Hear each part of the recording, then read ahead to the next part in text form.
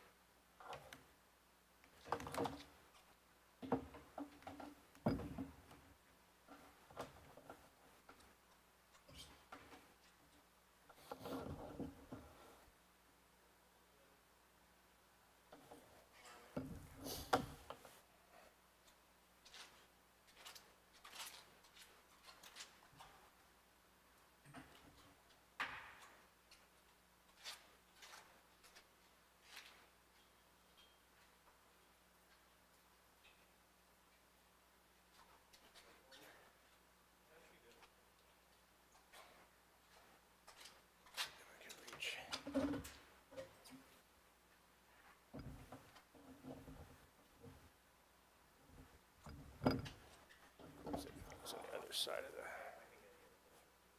no, that's fine. They're all always on the wrong side of that.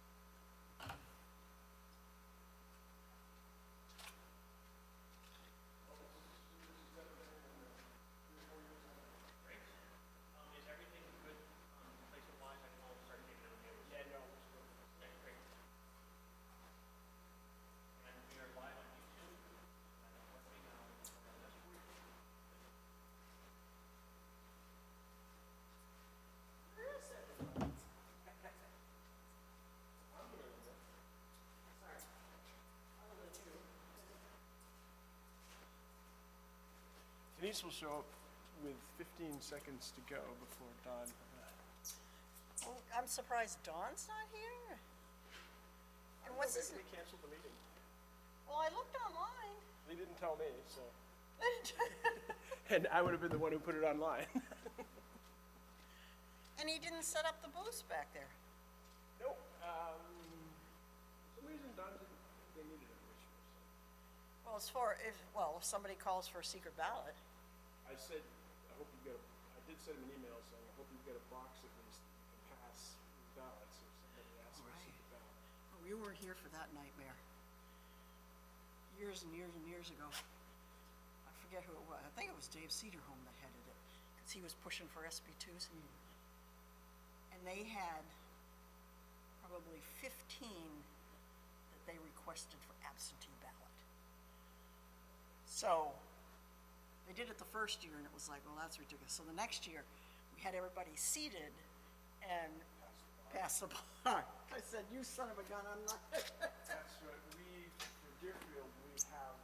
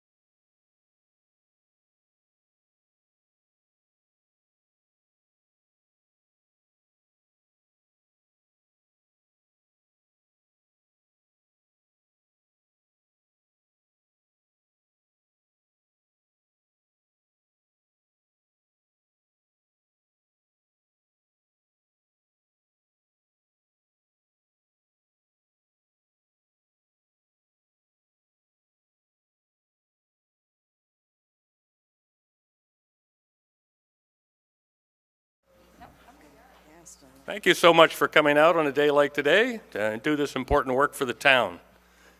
Really appreciate the effort to get out here, and we wish we had a little bigger crowd, but it's tough to make that call on weather. But take heart, hardy New Englanders. Groundhog Day is tomorrow, so that gives us a 50-50 shot at an early spring. And then, of course, the Red Sox equipment truck leaves on Monday for Florida, so there are other sure signs of spring in the air. But for now, I'd like to call this meeting to order of the 2025 official ballot referendum meeting, deliberative session. This is our first session of the town elections. And I wonder if you would join me in a pledge to the flag. So if you can, please stand. I pledge allegiance to the flag of the United States of America and to the republic for which it stands, one nation, under God, indivisible, with liberty and justice for all. Thank you. Just by way of housekeeping, the exits are clearly marked. Bathrooms are right across the hall this way. Just want to do some quick introductions. My name's Don Quigley. I'm the moderator. Our deputy moderator is Karen Long, who just escaped. I don't know where she was. There she is back there. Karen's back here. Our select board on hand today. Scott Bugby is called away to work. Dave Benson isn't here with us. Our select board member today is Rebecca Hawthorne. Our town administrator, Andy Robertson. Our assistant town administrator, Denise Duval. Our town clerk, Linda Reinhold. And her assistant, Hope Mariacker. Linda's going to be recording all the minutes of the meeting and do the official transcribing of all the paperwork. The purpose of this meeting is to explain, discuss, and debate each of the presented warrant articles put forth here by town officials or by petition of town voters. These articles may be amended or passed as written and move forward to the official ballot, which will then be decided by the voters in the second session at the polling place on Tuesday, March 11th. We hope for better weather for that one. Members of the deliberative body, if you wish to speak or amend or vote on these articles, you should previously have registered voter in the town and should have checked in with the checklist supervisors at the main entrance and get a voter card. So if you don't have your voter card, please take a minute now and go back and register and get your voter card.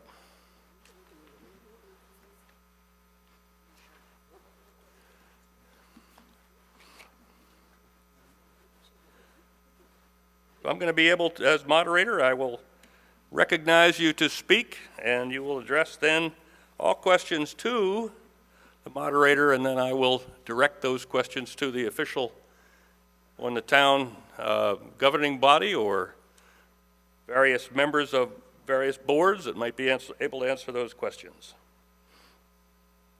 We do have a little slide set with a few instructions. I think we can go through those now. Sure, I'll run through them quickly.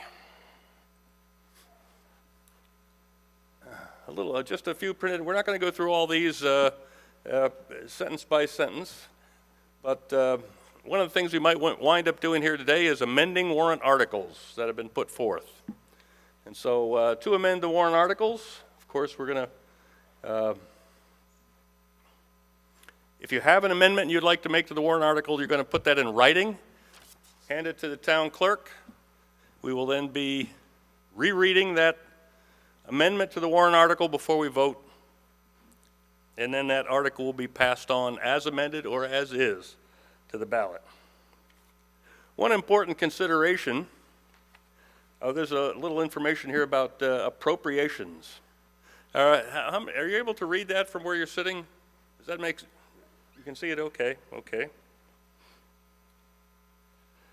One of the rules, we're limited by New Hampshire RSA 40-13 that no article shall be amended to eliminate the subject matter of the article. And so that's one of the constraints we have on making amendments today. And I'm sure that most of you in the room have been here at previous meetings where that same protocol was in place.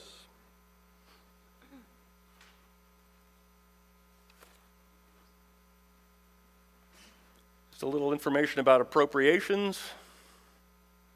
We always talk about to raise and appropriate certain sums.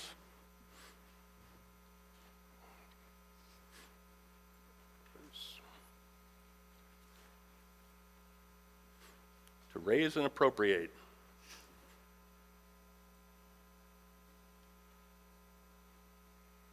Okay, are there any questions before we begin? Seeing no questions, we'll quickly talk about Article 1 on the ballot. Article 1 is not going to be discussed or debated here for us today, and it cannot be amended. By statute, Article 1 is simply a ballot that explains positions are open for election in the town. And so if you take a look at your information, you'll notice that we have a select board position, a town clerk position, treasurer position, trustee of the trust funds position, library trustee and cemetery trustee and advisory budget committee positions are open for the town. So we're not going to debate Article 1. Article 2. Article 2 is put forth by the planning board, Article 2 and 3. Because they've been vetted in public session at the planning board meetings, and they've been discussed and voted on and put forward, that Article 2 and 3 will pass to the official ballot as is and won't be discussed today. So that's another technicality. So we're going to begin our discussion today with Article 4. We'll deliberate on Article 4. And so I'm going to ask Rebecca, I believe, to read Article 4. And the person who introduces the article will be the first to be able to speak to that article. And Article 4 is all-important budget article for us, and so this is one that's going to take us some time. So, Rebecca, can I ask you to read the article?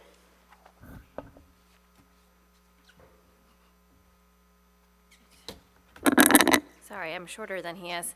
All right, Article 4. Shall the town of Lee raise and appropriate as an operating budget, not including appropriations by special warrant articles and other appropriations voted separately, the amount set forth on the budget posted with the warrant or as amended by vote of the first session for the purpose set forth therein, totaling $5,680,521.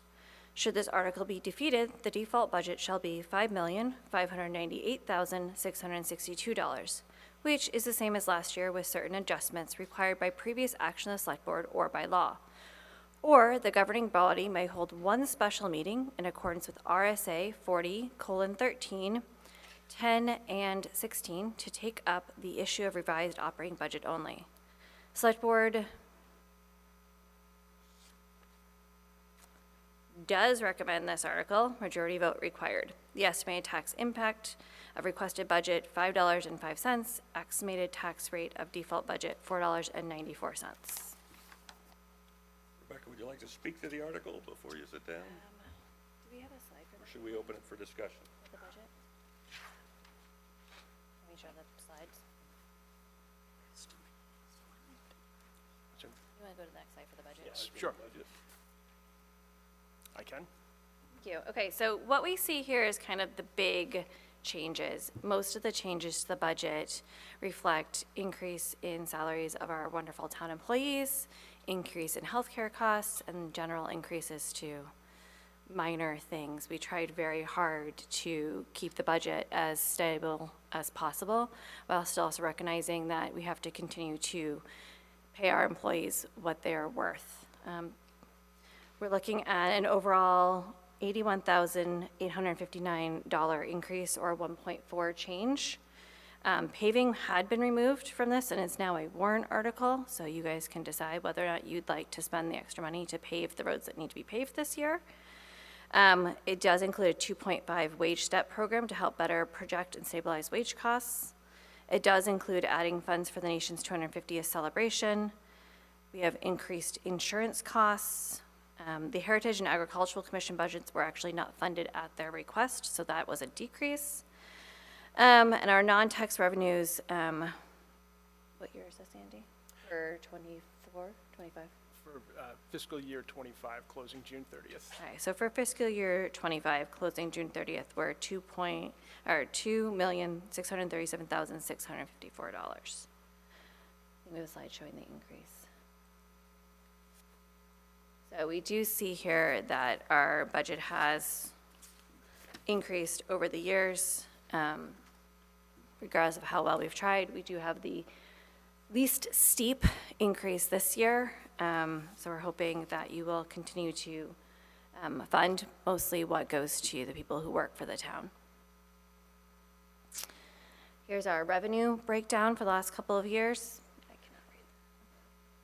Okay, so we did see things. A lot of our departments have worked really hard the past couple of years to get as many grants as they can. The highway department, the police department, departments I'm forgetting, and I apologize, have worked really, really hard to get us grants. We were able to replace a couple of trucks with DPW. The police have replaced numerous things with the grants they've received. So we've tried very hard to keep those down. In terms of our 2024 tax rate, we can see that most of our tax rate actually goes to local education, state and county, and then we are just the yellow slice. So that is the part that we're voting on controlling March 11th. So the rest of it, well, actually, you're voting on March 11th on the school budget as well, but that's not what I'm here to speak to. We are looking at just the yellow portion of this beautiful pie chart. All right. And then we are very lucky that we have the trustees of trust funds managing our money so well. We have a lot of funds that you'll see as they come up in the warrant articles that will put more money into these, which may seem a little bit silly, but we have a number of things that are going to come due in the future. So we are trying very hard to save for those things instead of asking you guys to take out bonds and pay interest. We're trying to leverage interest to pay less money for the things overall. So we are very lucky the trustees of trust funds have worked very hard to find us the best interest rate and to make sure they're investing our money and getting you guys as much free money as we possibly can. All right, that's it. Questions?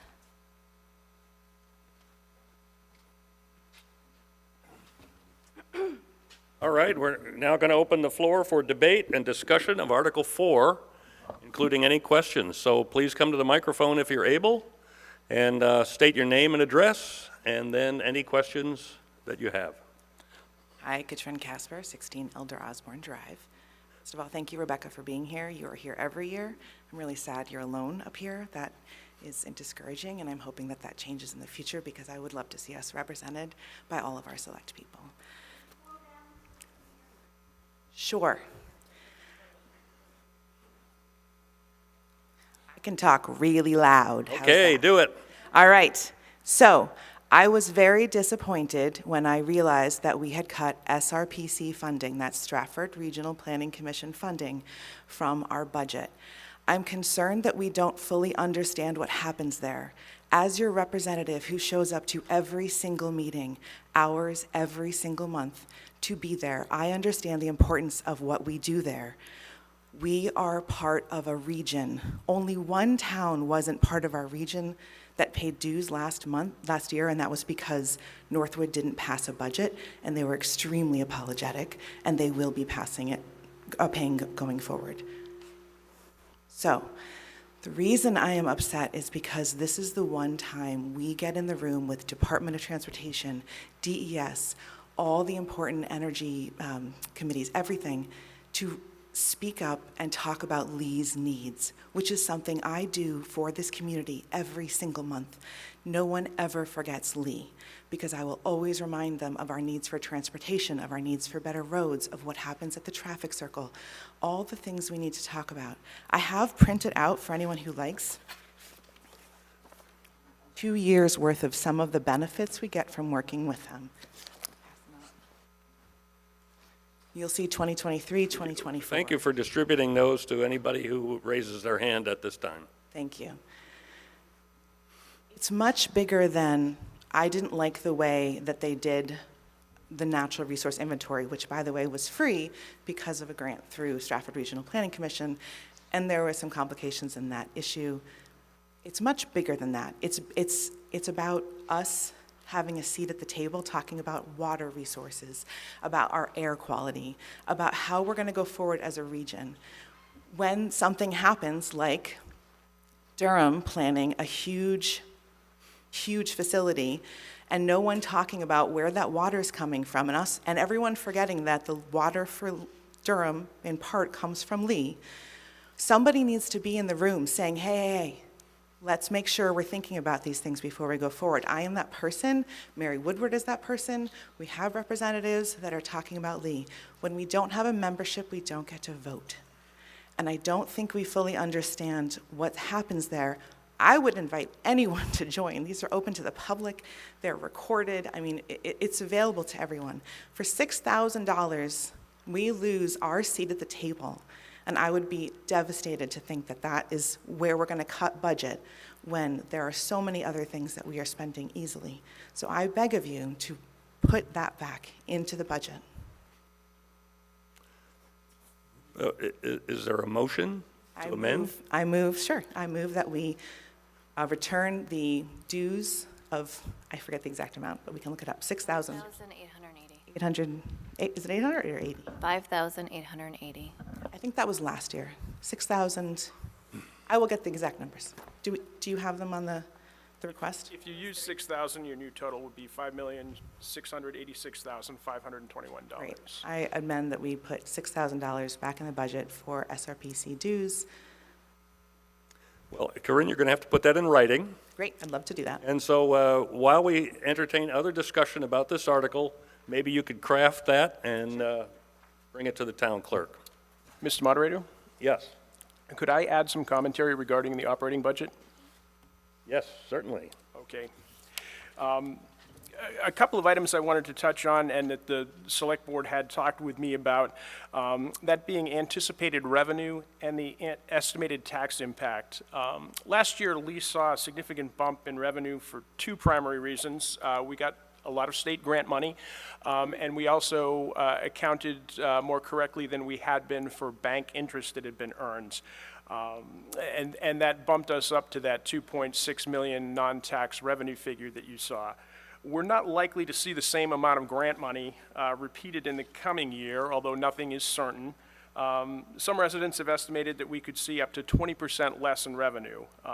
That said, we will still receive some grant money, and some revenue, like our share of the meals and rooms tax, which has already come in, is substantially higher than it was last year. It's substantially higher than it's ever been. But I do want to caution that that rosy revenue figure that's showing for the end of fiscal year 25 may well not repeat itself at the end of fiscal year 26. I also wanted to mention estimated tax impact. There's an estimated tax impact on each of the warrant articles that raise and appropriate. And the estimates are just that, estimates. They are not likely to hold true when the actual tax rate is set. Estimated tax rates are almost always high. Last year, for example, the estimates on the warrant put the town portion of the tax rate at $6.19. And when the tax rate was actually set, the town portion came in at $5.24, which was almost $1 less than the estimate. And in actuality, Selectman Hawthorne called attention to the town portion of the budget. The town portion of the budget this year actually decreased by 35 cents over the previous year. I just wanted to throw that out there for the audience and make it perfectly clear what the revenue picture is and what the estimated tax rate impact means. Okay, thank you, Andy. Please come to the microphone. State your name and address. Mary Woodward, 131 Wednesday Hill Road in Lee. I just want to reiterate what Katrin said. When we first came to Lee 20 years ago, one of our first volunteer activities, we've gotten some great advantages out of belonging to the Stratford Regional Planning Commission. And I want to reiterate that at a time when we're finding we have to reach out to other towns because the budget is being stretched, this is not the time to drop out. And if we need to, in terms of balancing future with the past, I think we should consider, if we don't want to go higher in budget, cutting back on the 250th funds. Thank you. Katrin, did you have a chance to craft your amendment? Can I ask the town clerk to read the amendment? Or Katrin, could you read the amendment to us? That's okay, that's okay. Would you like me to read the amendment? Please, come to the microphone, yep. I was joking. My name is Nada Kane. I live at 22 Toon Lane. For 21 years, I served this town in the state of New Hampshire as a representative. I think it's very important that we continue to participate in the Stratford Regional Planning Commission. I have been involved at the county level as well, and I see the importance of cooperating with the towns in the region. And so I strongly recommend adopting Katrin's amendment. Thank you. Well, look, we need to have it read to the body at this. To the budget, 6,000 additional for the purpose of membership dues for the SRPC for a total of $5,686,521. That's it? That's it. Is there a second to the motion? Recognizing Chuck Cox, second to the motion. All comments now will be about the amendment. So does anyone else like to speak to the amendment? Please.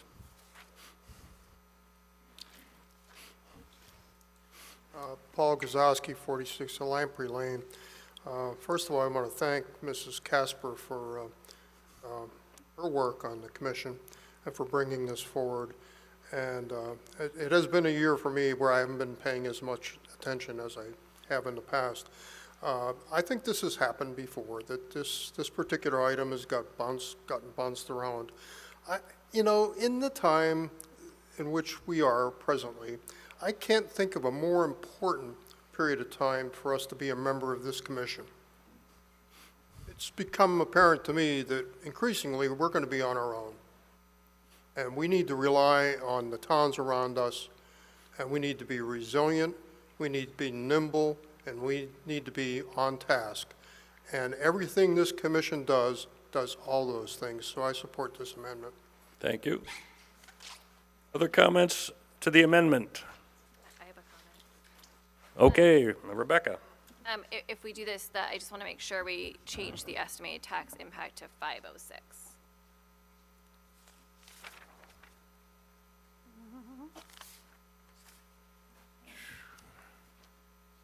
That was it. First, Is that an amendment? $1,000. Katrin, are you okay with that suggestion? I think we're just at the very bottom in the italicized, how it affects the,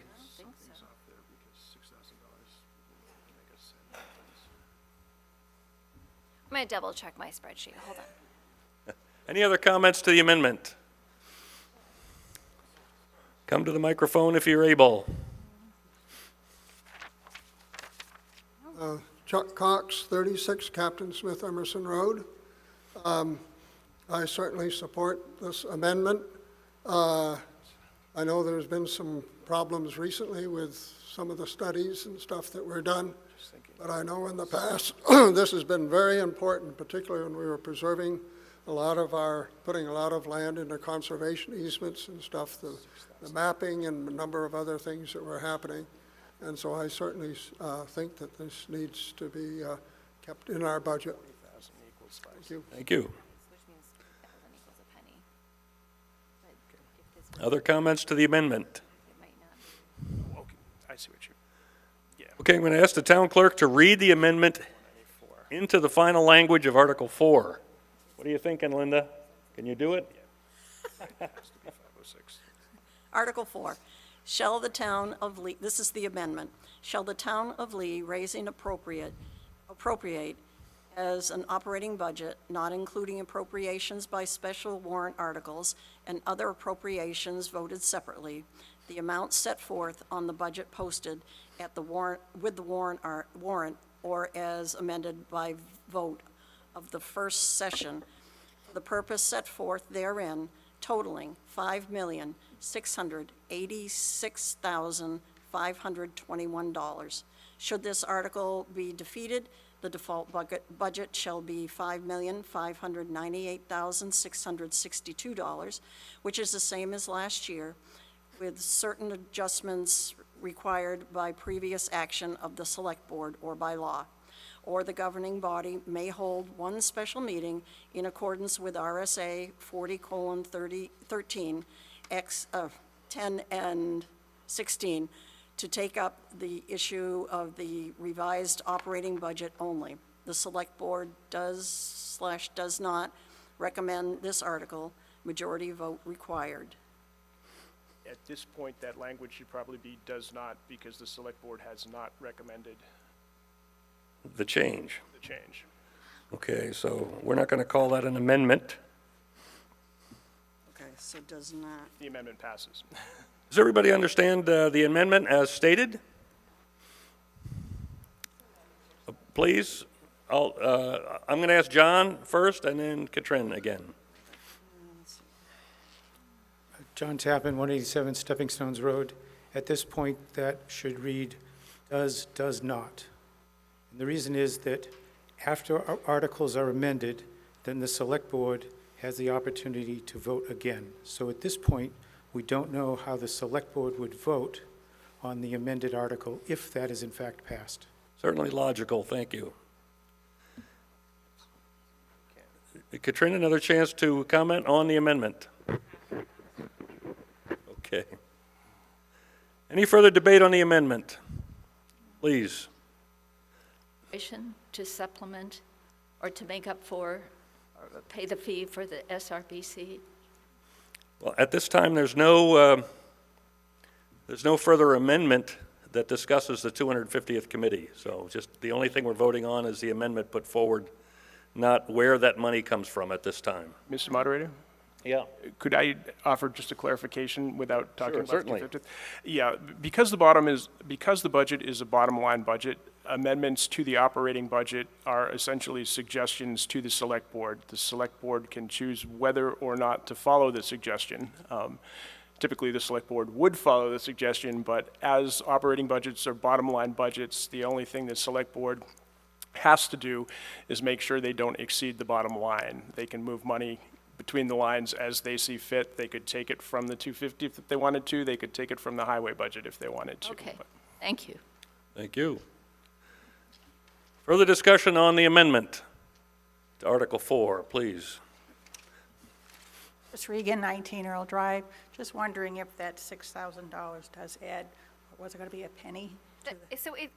Yes, it adds fractions of a penny, but once you consider rounding, it does round to 506. Or to 1 penny? Yes. So the 505 was 5054, now it's 5063. So it doesn't add a full penny, but the. Can I ask you please to state your name and address? Chris Regan, 19 Earl Drive. Did you get it? Sorry, Chris Regan? 19 Earl Drive. Thank you. Yep. Thank you. Sorry about that. Further debate on the amendment, please.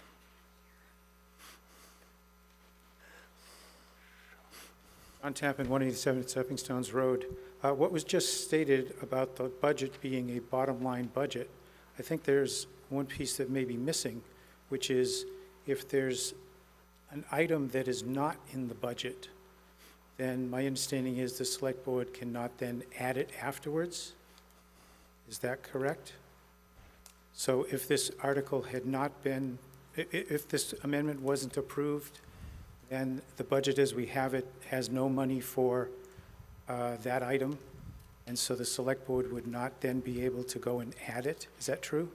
In this case, that is a very technical definition, but because there are dues and subscription lines in other areas in the budget, I think the board would be freely able to pay this as a dues and subscription.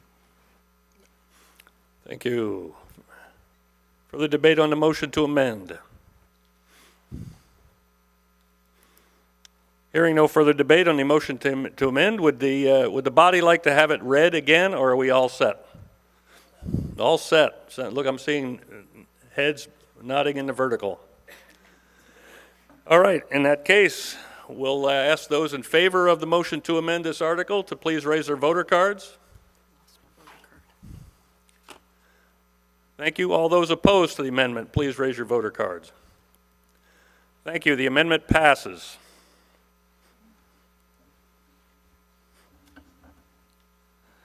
Article 4 now has been amended. Is there further debate on Article 4? Please.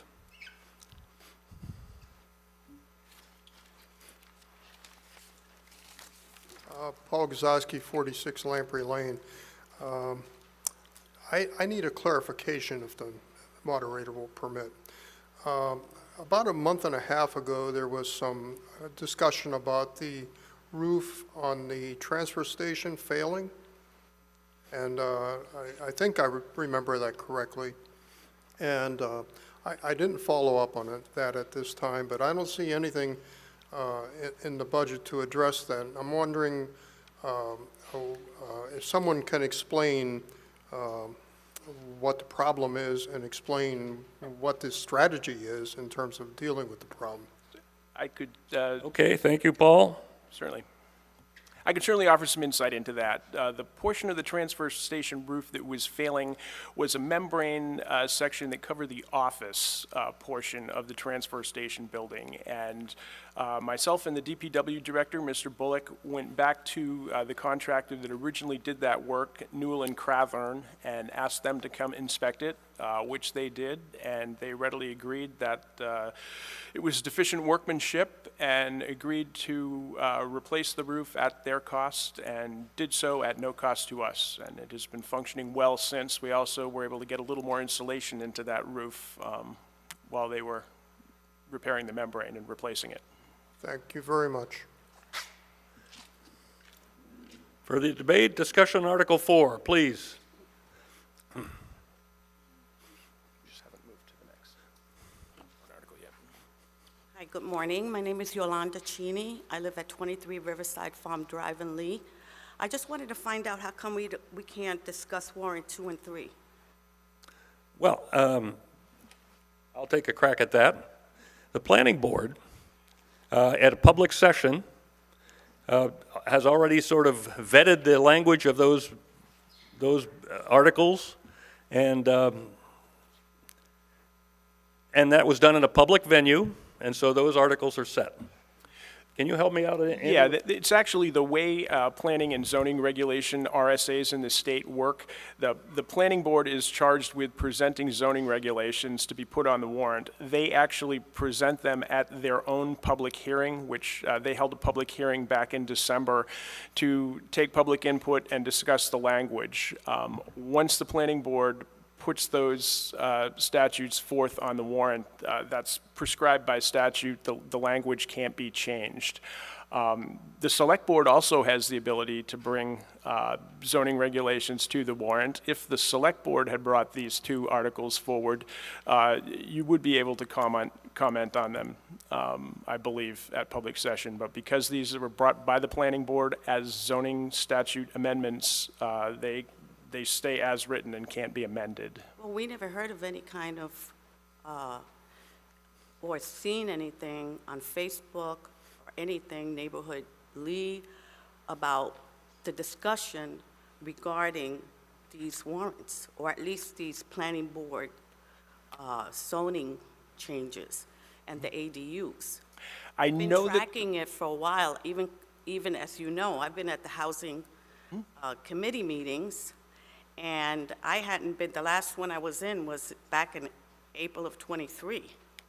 I never saw any minutes or anything like that regarding when it was going to move to the planning board. The last thing I ever saw was a demonstration or a thing that they had showing us regarding a survey that they were going to put by a consultant, a Massachusetts consultant, discussing those issues. After that, I never heard anything.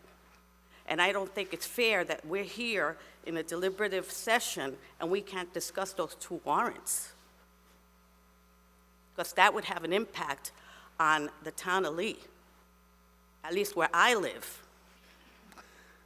Well, I'm going to ask if we could take this up later in the session, Okay. when we close from the other articles, Fine. because Article 4 is on the discussion right now. We're going to stick to it. That's fine, but I didn't want to go and skip. And Well, I then appreciate later your on, question. When we go to the closing of all of the other warrants. Well, you remind me after Article 22 that we're going to take this up again. I will, I'll be. Thank you so much. Thank you so much. That's Karen. Any further debate on Article 4 as amended? All right, seeing no further debate, we're going to pass Article 4 as amended to the town clerk to be attached to the official ballot. It is passed. Article 5. I have a motion. I move to restrict reconsideration of Article 4. I'm sorry? I move to restrict reconsideration of Article 4. Thank you so much. Yeah. All right, I have a motion to restrict reconsideration of Article 4. Is there a second? There is a second to restrict reconsideration of Article 4. All those in favor of restricting reconsideration, please raise your voter card. Thank you. All those opposed? Thank you. Reconsideration is restricted, Article 4. Oh, you're sharp today, Rebecca. You caught me. Article 5, please.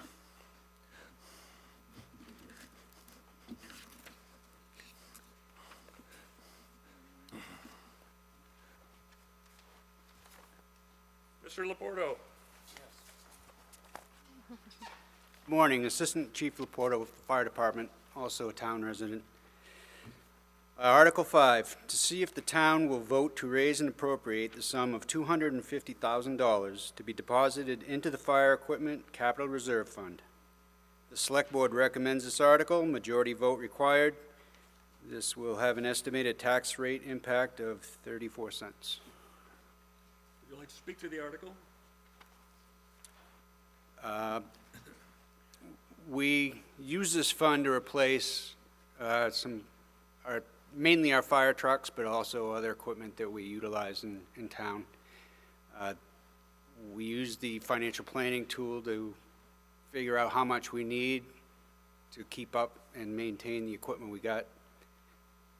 And as you know, everything has gotten more expensive, including fire trucks, and the time to build them out has gotten extended. We're due to replace 2 pieces of equipment in ¡27, and we're going to replace it with 1 piece to try to help cut maintenance and cost.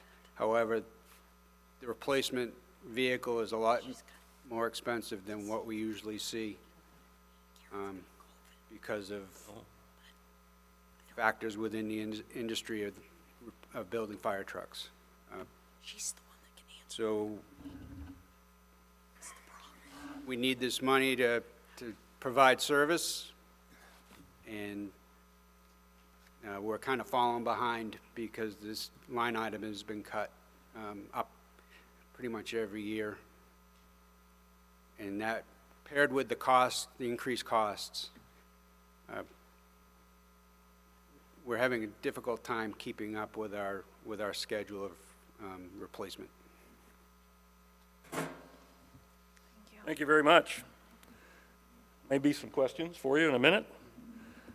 We're going to open the floor for discussion of Article 5.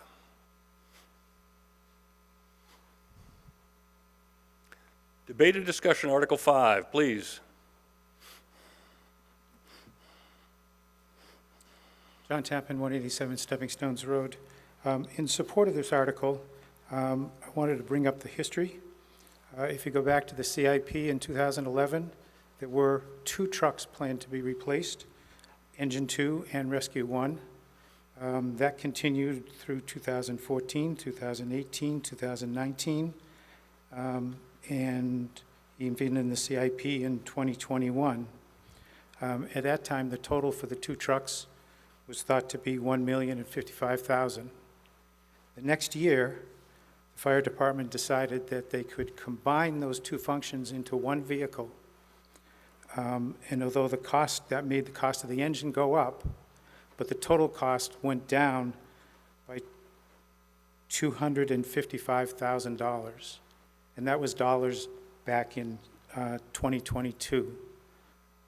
So that was a significant cost savings by combining two pieces of equipment into one. It's also an operating savings in that you only have to maintain one piece of equipment instead of two. And yes, the financial planning tool has calculated the amount of money that would be required in order to purchase this truck. Its purchase has been pushed off. It was at one time planned to be purchased in 2025. Now it's pushed off to 2027. And the calculated amount that's required in order to meet the expected cost is actually $300,000, but that was reduced to $250,000. Thank you. Further debate or discussion on Article 5? Article 5. Seeing no further debate, we're going to ask Article 5 to be passed to the town clerk to be included in the official ballot for March 11th as is. So moved. And now we're looking for a motion to restrict reconsideration of Article 5. Have a motion. Is there a second to that motion to restrict reconsideration? And a second. All those in favor of the motion to restrict reconsideration, please raise your voter cards. Thank you. All those opposed? Thank you. The motion to restrict reconsideration of Article 5 is passed. Article 6. We have Steve Bullock here, but maybe Andy will do it for us. Rebecca? Oh, Rebecca. Whatever, I can do it.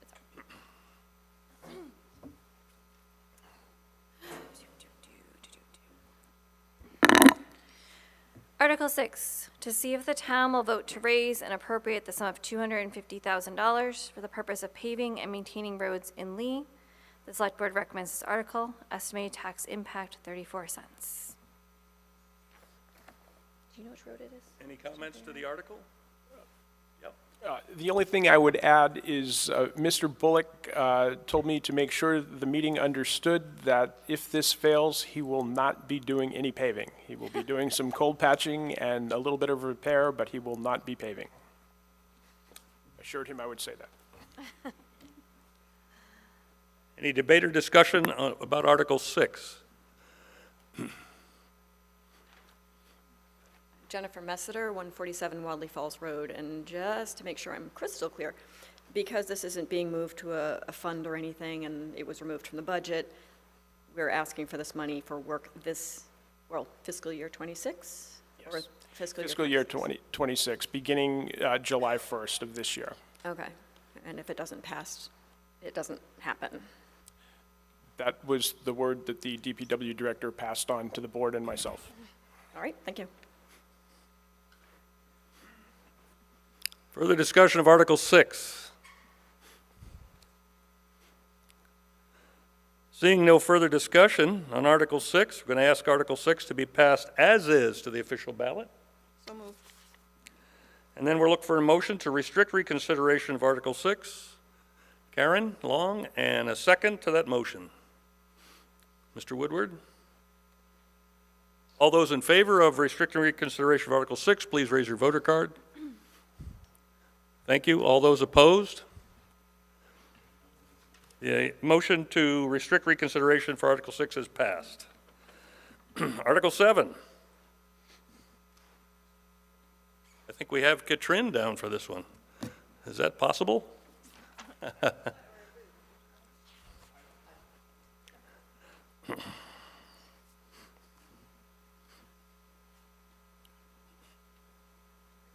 Sorry, Katrin, I just didn't want it to be me, so I put your name on there. I feel you, that's fine. All right, Article 7, I hate the feedback. Could you do your name and address again? Katrin Casper, 16 Elder Osborne Drive. To see if the town will raise and appropriate the sum of $233,969 for a solar array connected to an energy and generation system to be installed at the Lee Public Library, which will enable the building to serve as an energy producer and a secondary backup warming center during times of widespread power outages. This amount contingent upon a 30% total project tax credit of $70,191 and a 50% Eversource grant of $86,211 for the battery storage cost would result in an actual appropriation of $77,567. The Select Board recommends this warrant article, majority vote required, estimated tax impact of 10 cents. Thank you very much. Would you like to speak to the article? I would love to. Please. I have worked really hard on this through the organization I work with, Clean Energy New Hampshire, to get this funding from Eversource to help pay for 50% of a battery. Along with that, with the tax credits, this becomes an incredibly affordable system. This is probably the last year we'll have any opportunity like this, for a while at least.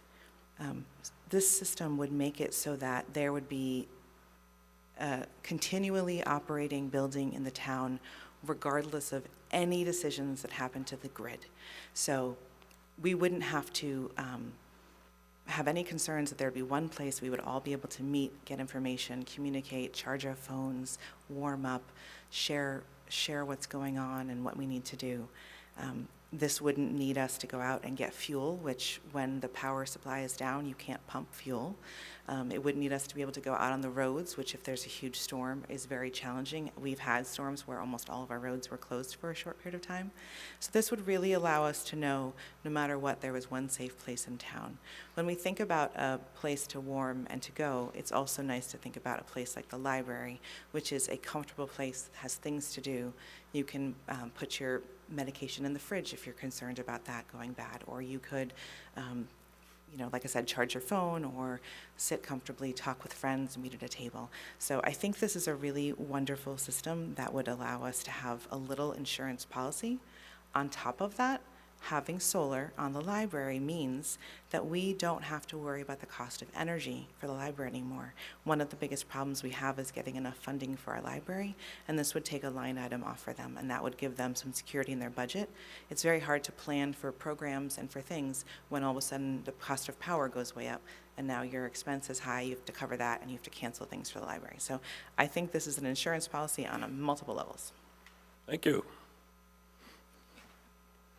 We'll open the floor for debate and discussion of Article 7.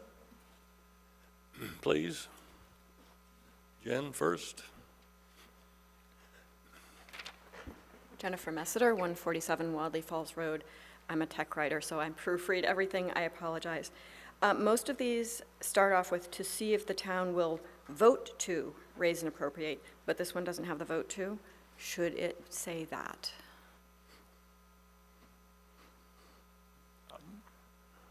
I am aware of no impact that would have. As long as you have the intent to raise and appropriate, you should be fine. Okay, so even without it, doesn't matter. Even without. Good to know, thank you. So we'll take that as a typo to be corrected rather than to vote on it as an amendment. Is that okay? I love that. Further discussion of Article 7. Paul?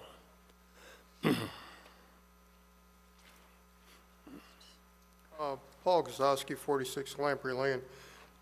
I have a number of questions about this proposal, but I will take them one at a time. Is there an illustration of the layout for what this will look like? Is there a Okay, diagram? do we have an answer to that question? You might stay by the microphone a little closer Okay. Do you to want me answer any further question, please. Okay, so we do have a potential plan that we took the highest bid that we have so far, but we would like to get more bids to really make sure we're getting the lowest cost. So there are other bids that are less. We can show you those plans, but they're not set because we're waiting to make sure we have the best option. So it's hard right now.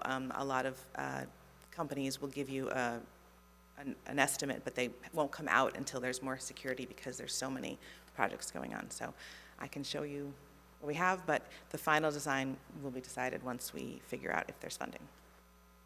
Stand by, Katrin. But Paul, does that answer your question number 1?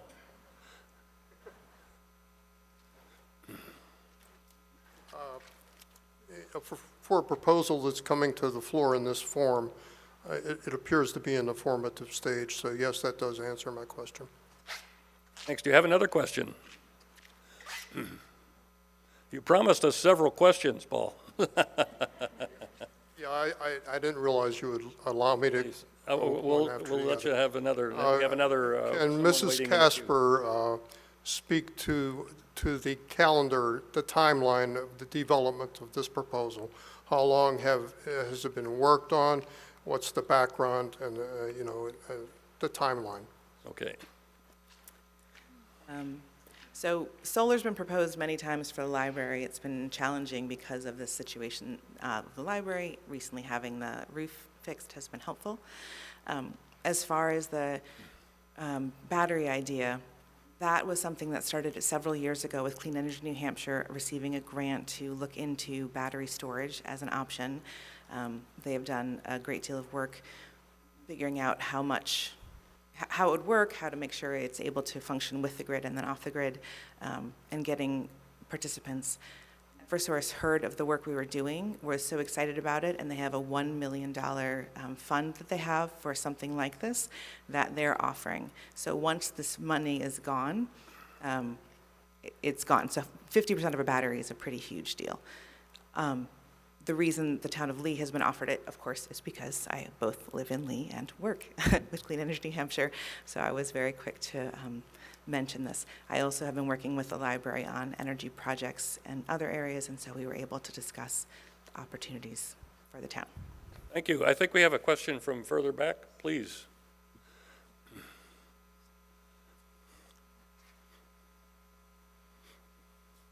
Bob Hart, 165 Tuttle Road. Can you explain this tax credit?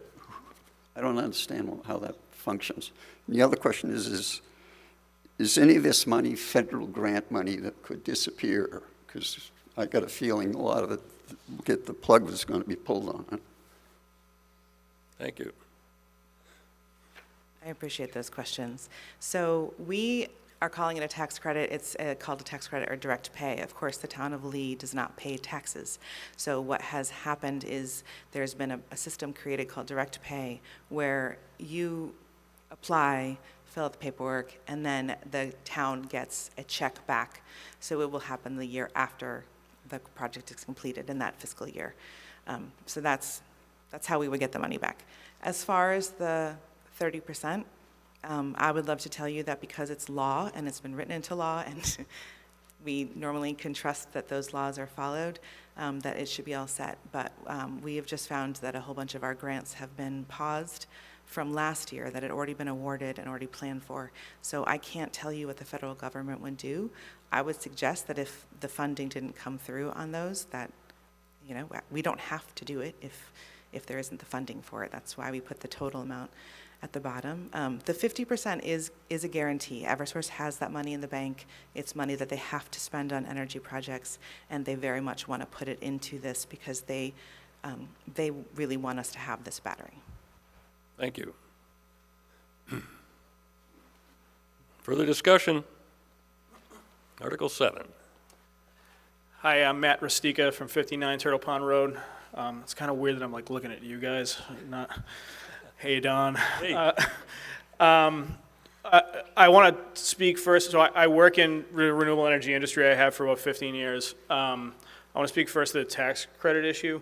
That's the ITC, right? The investment tax credit. And the nobody I know in Washington anticipates that this big bill that they're approaching in Congress is going to include repeal of the ITC. So I want to reassure people. You never know, right, with this administration, but it doesn't seem to be on the chopping block right now.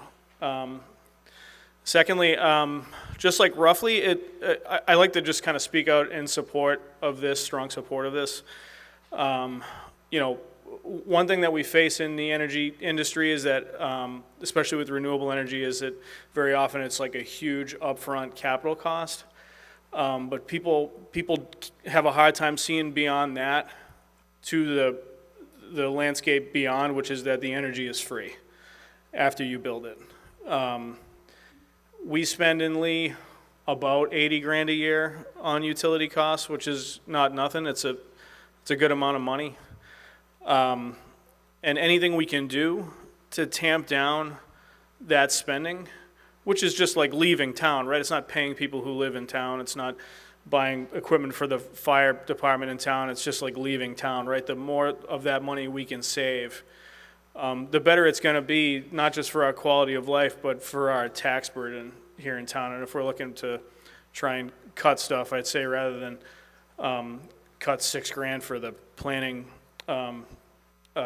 body in Stratford County, I would submit that trying to limit our utility costs is kind of a better way to stabilize ourselves here. And this is probably the best possible way to do that, because not only do you get the reduced cost, but you get this kind of invaluable emergency resource. As we have seen in Los Angeles and elsewhere, there's a lot of bad weather. I heartily support funding the fire department for that reason. You know, if something does happen, something bad does happen in Lee, we're going to thank ourselves for investing in this, especially given such a small amount of money it's going to be. Thank you. Thanks, Matt. Further discussion of Article 7.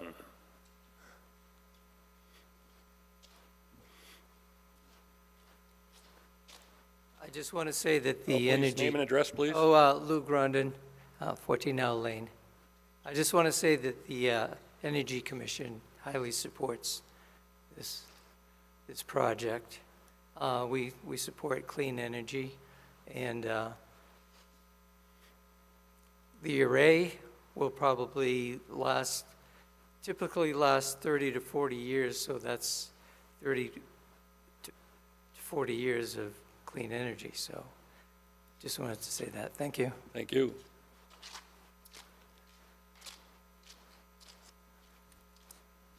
Other discussion of Article 7.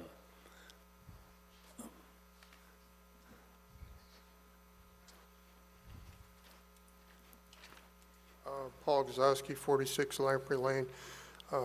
Can we ask the Chair of the Energy Commission to speak to the level of involvement of the development of this proposal?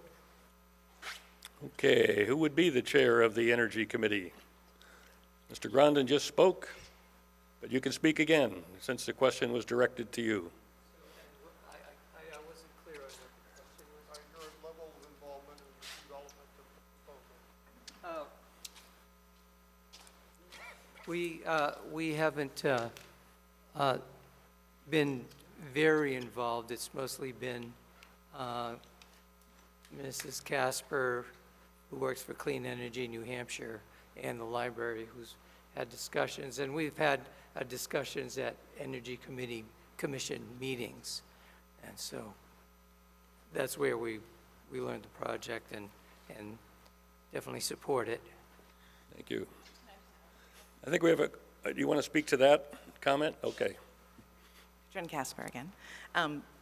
The idea for this to come about came because I was part of the Energy Committee, and we talked about places we could place solar and what we could do. We also talked about the generators we were using and things like that. So I think it's been interwoven together. I've kept them abreast of the situation. But because it was a grant to work with libraries, I was working with the library more than the Energy Commission on this particular project. Is that helpful, Mr. Gazowski? Yes. Thank you. Is there a comment? Okay. Quick question from the moderator, if possible. I'm a tree guy. Are we going to have to move some trees or what? I knew that was coming. So there is one shagbark hickory that has already been deemed to go because of the way that it deposits so much material in the area. In order to have the ADA accessible path we need anyway, it would have to go. So that is one. There is, after that, nothing else that has to be cut. There, if you wanted to improve the quality of the panels, there's a pine, I don't even know if we own it, way on the other side of the shed, but nothing else has to be cut. All of us have skated over those hickory nuts in the fall. Correct. Over there, so. So I personally would be happy to replant a tree somewhere in Lee if that makes everyone feel better, but that's the only tree we'd have to remove because I knew that was important. Thank you very much. Any other comments about Article 7, please? Mr. Cox and then Ms. Long. Chuck Cox, 36, Captain Smith Emerson. As a member of the Sustainability Committee in town, We have not discussed this particular thing, but this certainly fits into the whole charge that we have of making the town more sustainable over the long run. And so I'm sure this is one thing that we would very much support and encourage the rest of the town to support. Thank you.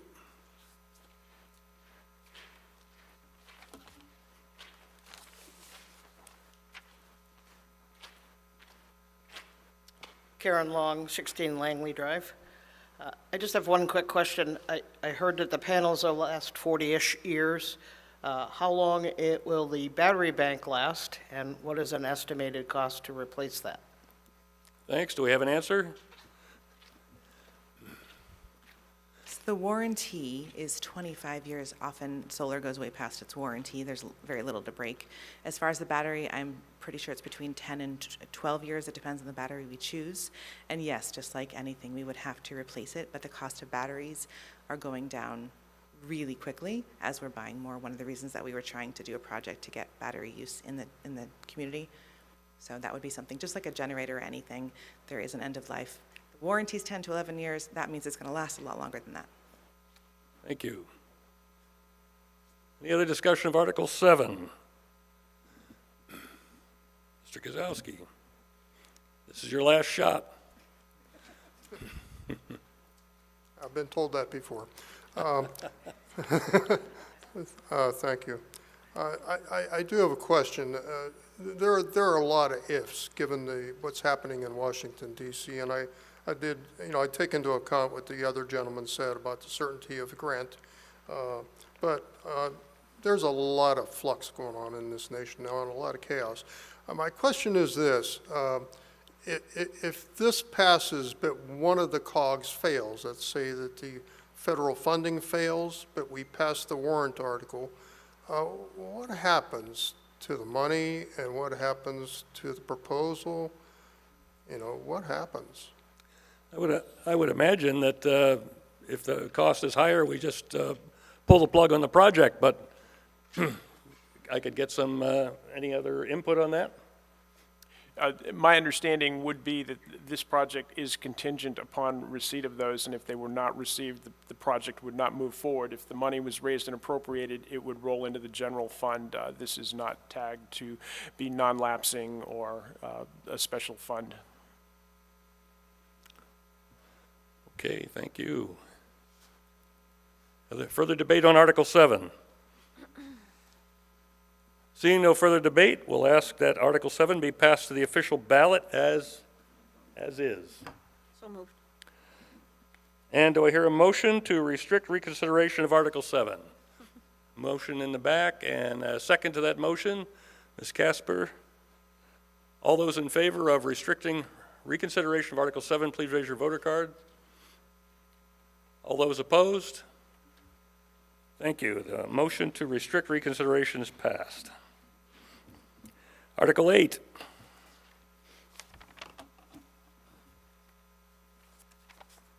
Looks like Steve's out on the road, so would one of you read Article 8, please?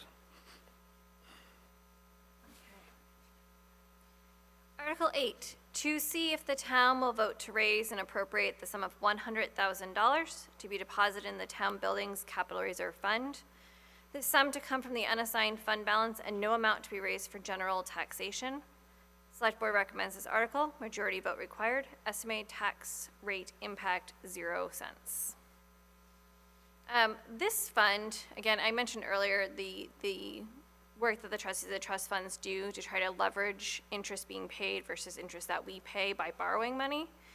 This is one of those funds that we use to help upkeep buildings that could be used to build a new building. It replaces roofs and boilers and all sorts of things so that when these things fail, we're not all of a sudden tapped with thousands of dollars worth of bills to fix one of our buildings, of which we have quite a few of in the town of Lee. Thank you. We'll open the floor for discussion of Article 8.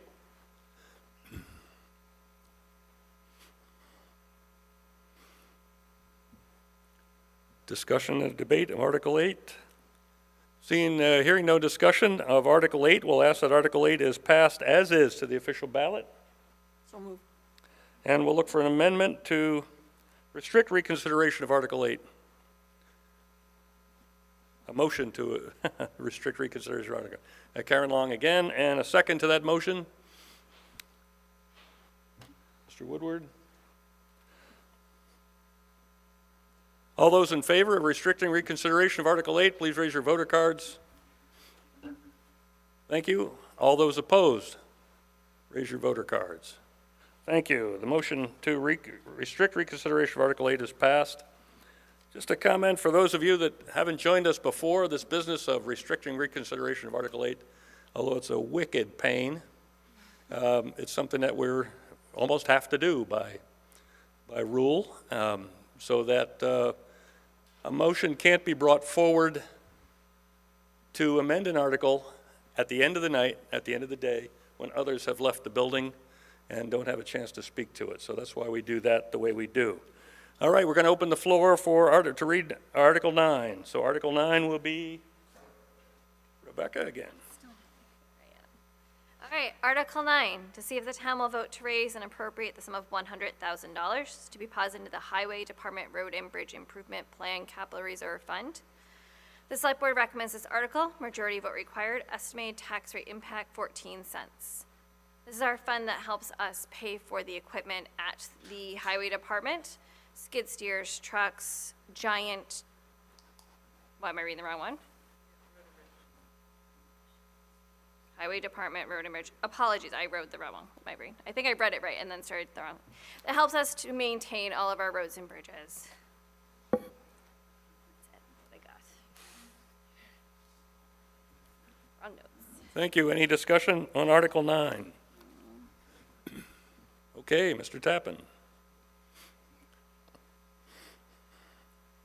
John Tappan, 187 Stepping Stones Road. The big cost here is bridge replacement. That's almost all of the need here. And the estimate, when bridges are replaced, the town has to pay the full amount, and then the state would reimburse the town 80%. But our 20% is estimated to be about $500,000 per bridge. So that's the lion's share of the need. Thank you.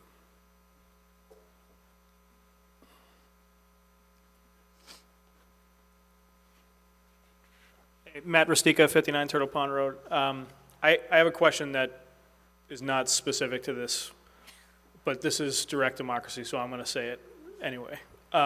So this estimated tax rate impact, it seems to me, and maybe you can answer this, that like that number in each article is not always the same sort of number.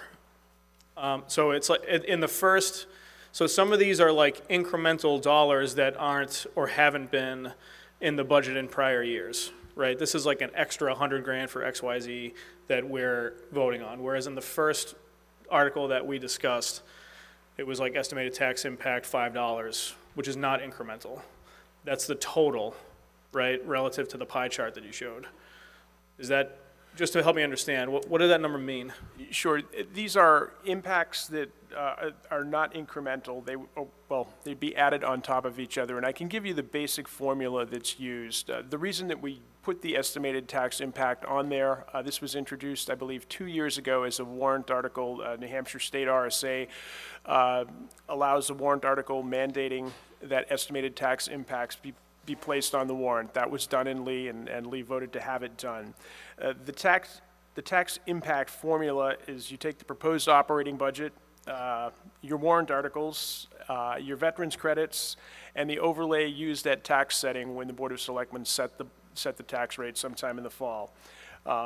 You subtract the estimated revenue and the fund balance used to reduce the tax rate, and you divide that number by the town's total valuation, which is $736,320,238, and multiply it by 1,000. Thanks. And that gives you an estimated tax rate. And as I said at the beginning of the meeting, that depends on whether your valuation in town changes. That depends on what you get for unanticipated revenue, what you get for state bonds. But that particular tax impact formula is what is used to calculate these impact rates that you see after each So, warrant article. okay, so that, like, the denominator of that equation includes every warrant article that's been proposed. Is that what you're saying? Well, they're all separate, right? So if you don't vote yes on Article 5, that 34 cents would not be added to the tax rate. So it's like the counterfactual, like, but when you do the equation, you're saying, like, if everything is passed, then this is what the impact would be, but that would suggest that if something wasn't passed, then all the other tax impacts would change as well. Is that correct? No. So it's if you vote yes, that's how much more you could expect your tax per thousand to be. Okay. If it's not there, then don't expect it. So the 506 or the 494 for the budget, that's kind of like the base. Everything else is addition on top of that. I can show you a spreadsheet if you'd like. I would love that. On the idea that, like, every year we vote on the entire budget anew and approve it in its entirety every year, even though some things may remain roughly the same year to year. I'm going to ask, at this time, Mr. Tappan has his hand raised, and I think he's got a button on this, so could we ask him for his answer? I don't require any more Oh, than okay. what I got. Well, stand by and let's see what John has to say. I will also say there's rounding things here, which is why some of them look like different numbers with the same tax impact, right? My main question was, like, is that the same number between the articles? And that question has been answered, right? Yes. Like, okay. Thank you. Mr. Tappan? It's a flat formula. John Tappan, 187 Stepping Stones Road. The formula and the method that the town administrator mentioned only applies in the calculation of the tax impact for the budget. And the reason is, the budget is the only article there where the voters get to vote either for the full amount or a reduced amount. Every other article, you're voting for the proposed amount, or if you vote against it, it's zero. So even if everything is voted down, even if every article was voted down by the voters, you'd still have the default budget. And the default budget has always been much larger than the revenue that the town receives. So in the calculation of the tax impact, and tax impact is, the word impact makes it sound like it is a change from the previous, but it's not. It is the proportion of, the amount of the tax that would be required to support that article. And for, once you get beyond the budget article, all of the rest of the articles, there's no contribution from revenue, because the revenue is entirely used up by the budget. So for the rest, it's just what is the amount of the appropriation and what is the expected tax base. And the expected tax base is known quite accurately. Our tax base doesn't go up by 20 or 30%, except when there's a revaluation. And there isn't a revaluation coming up this year now. So we know what the tax base is going to be within maybe 1%. So those numbers, the biggest error in those numbers, once you get past Article 4, is just the round off to a whole number of pennies. Thank you, John. Those of you that don't know Mr. Tappan, he is on top of this stuff, and I appreciate all the work he puts in on all the select board meetings and all the other stuff, so. Jennifer Messiter, 147 Wadley Falls Road. I've puzzled over the years on this question myself, and so here's my theory, and you can tell me if I'm completely off, or John can tell me if I'm completely off. Some of these articles we see basically every single year. We want to set aside X amount to Y capital reserve fund. And I understand this is like my home budget. If I need to pay my car registration every year, I don't want to wait till the last minute and then boom, have to come up with that money. Every paycheck I set aside a 26th of what I'm going to need. And that's what those capital reserve funds are for. So if we know that we're going to have to spend $100,000 in 10 years on something very important, instead of waiting to the last minute and then telling the town, hey, we need $100,000, every year we have, let's set aside 10,000, 10,000, 10,000. So while the estimated tax impact for this year might be there, we probably had the same impact last year and the year before that and the year before that, or similar. Am I on track? I think so. Tracks for what I understand. He's nodding. I'm good. Okay. With the Well, I'm- added piece, Go ahead. right, that we're leveraging interest, right? So we've also put that in there, right? If you took your 126 of your park payment and put it in your savings account, you would earn interest, and then you'd have free money, so you'd actually need slightly less money every paycheck. And my ears perked up when you mentioned that earlier, because I hadn't thought of that before. Now, I don't get a whole lot of interest, but the town's got a lot of money invested. So, wise money management. Thank you. I'm going to ask that we steer the discussion back to Article 9. I think we've gone a little bit afield, but I'm going to ask Mr. Woodward if he has a comment, and that will be our last one on the calculation of the little italicized number at the bottom. Bob Woodward, not the real one, 131 Wednesday Hill Road. The the issue I think that has been asked is whether the tax rate that's in the italics at the bottom represents an increase or a decrease from the tax rate on the same fund last year. Some of these funds, I recall there have been additional warrants in the past for fire trucks, for example. It makes great sense to have a capital fund. I'm supportive of this. I thought the question was whether the contribution this year was more or less than this contribution or the warrant in past years. Is there an answer to that? I'm going to let Mr. Tappan comment one more time on this. John Tappan, 187 Stepping Stones Road. If the estimate of town revenue for the coming year is correct, and if the overlay is correct, and if the what's called war service credits is correct, and if the tax base is correct, then next year's tax rate will be the sum of all of these numbers. And that sum, right now, it was just raised by a penny. That sum is $6.34. And that would be the tax rate if those estimates are correct. This past year, in 2024, the tax rate went way down because some grant money was considered as revenue to the town, even though those grants did not go toward the tax effort that had been written. But bottom line, add those numbers up, that's the tax rate. Thank you. Okay, I'm going to ask you to restrict our discussion to Article 9 at this time. Any debate or discussion on Article 9? Seeing no debate, we're going to ask the town clerk to pass Article 9 to the official ballot, as is. Sorry, so moved. And then we're going to look for a motion to restrict reconsideration of Article 9. Karen Long, and look for a second to that motion. Mr. Woodward. And so all those in favor of restricting reconsideration of Article 9, please raise your voter cards. Thank you. Those opposed? The motion is passed to restrict reconsideration of Article 9. Article 10. Looks like Rebecca's back in here again.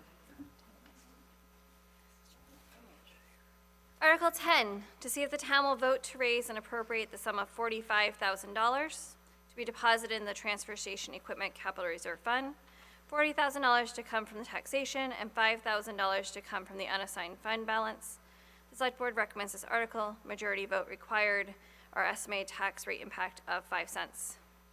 Now, this is the one that helps us pay for the things that we need for the transfer station. Trash compactor, loader, rolled off open containers, all of those things that we need to keep our transfer station up and running. So again, we don't hit a large bill when one of those breaks. Thank you. I'm going to open the floor for discussion of Article 10.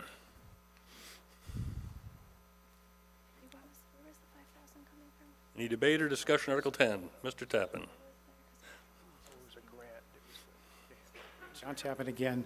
It should be mentioned that that $5,000 is money from a grant, which our Public Works Department applied for and got $5,000 grant toward the purchase of the skid steer loader that was purchased last year. When that money came in, it went into the unassigned fund balance, not into the reserve fund, which was used to pay the full amount of the loader. So that's why the $5,000 is coming back from unassigned fund balance. Thank you. Selectwoman Hawthorne and I were just whispering back and forth as to whether that should be mentioned as Mr. Tappan. Right on. Okay, thank you. Any other discussion of Article 10? Hearing no further discussion of Article 10, I'm going to ask that Article 10 is transferred to the official ballot as is. So moved. We'll look for a motion to restrict reconsideration of Article 10. Karen Long, and a second to that motion. Katrin Casper. All those in favor of restricting reconsideration of Article 10, raise your voter cards. Thank you. All those opposed, raise your voter cards. We just get one person to raise their card when I say all those against her. Thank you. The motion has passed. The motion has passed to restrict reconsideration of Article 10. We'll now move to Article 11, and looks like Rebecca is back again. All right, Article 11, to see if the town will vote to raise and appropriate the sum of $71,744 for the purpose of providing a 2.5% cost of living increase to town employees, which includes wages and auxiliary costs. The Select Board recommends this article, majority vote required, with an estimated tax rate impact of 10 cents. The current budget as it stands represents a 2.5% step increase. That is for the fact that they've been here and they work very hard. Additionally, I think they deserve a cost of living increase. Things are costing more. I'm sure we all understand that. Hopefully you're also getting cost of living increases at your places of work, and I think the town employees deserve that too.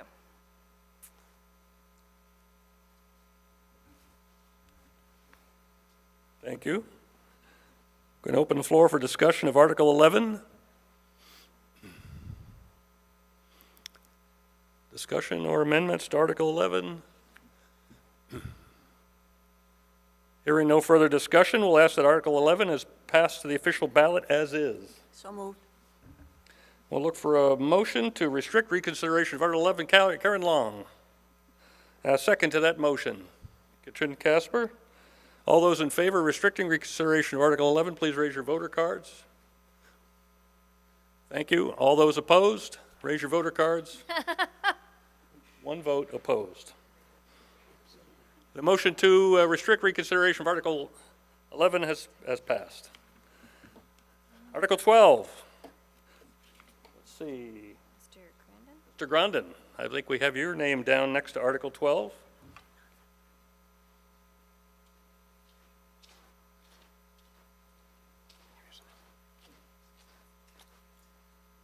To see if the town will raise and appropriate the sum of $35,000 to be deposited in the Solar Energy System Capital Reserve Fund. The Select Board recommends this article, majority vote required. Tax impact, 5 cents. Would you like to speak to the article? I just want to mention that this article was, this fund was established last year. It was begun last year, so $35,000 went into the fund last year. The purpose of the fund was to buy the array, which is on the transfer station. The town doesn't own it. It was built by Revision, and it was funded by a group of investors. And after 5 years of operation, we have the opportunity to buy the array at a reduced cost, at least 40% or maybe more. And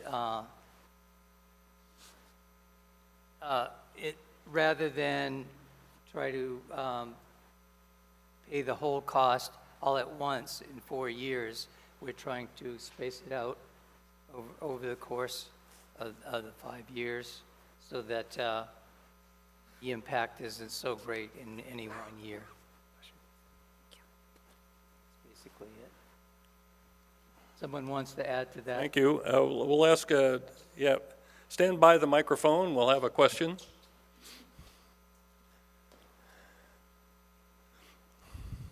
I just want to point out that that was also written in case there was some other funding for something, we would have funding for a Could we get you a little closer? Yes. There were so many grants coming for solar arrays, so we also wrote it in a way that if something came along that was an incredible deal for the town, where we only had to pay a small amount, there would be funding in there. So its intention is for the transfer station, but if there was a need for a solar array somewhere else, it could be used. It's a flexible. Yeah, Thank you for the clarification. Mr. Tappan? John Tappan, Chair of the Trustees of Trust Funds. The purpose that was stated in the warrant article that created the fund last year is, quote, purchase of solar energy systems, end quote. So it is not specific to the transfer station or any other system. The amount that's being put in is sized so that we would be able to buy the transfer station system after the 5-year mark, but it's not restricted, the fund is not restricted to that. Thank you.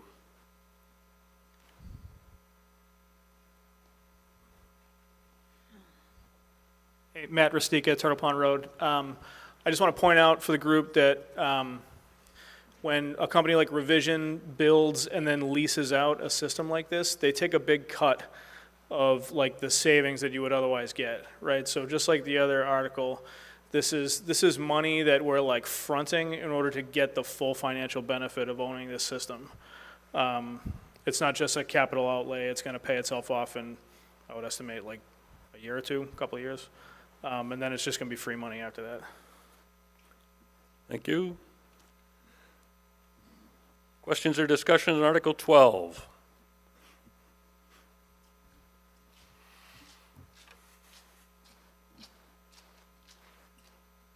Question by, okay. Hearing no further questions or discussion on Article 12, we're going to ask Article 12 be passed to the official ballot as is. So moved. And we'll look for a motion to restrict reconsideration of Article 12, way in the back, Karen Long, and a second to that motion, Katrin Casper. All those in favor of restricting reconsideration of Article 12, please raise your voter cards. Thank you. All those opposed, please raise your voter cards. The motion to restrict reconsideration of Article 12 is passed. Article 13. Mr. Laporto.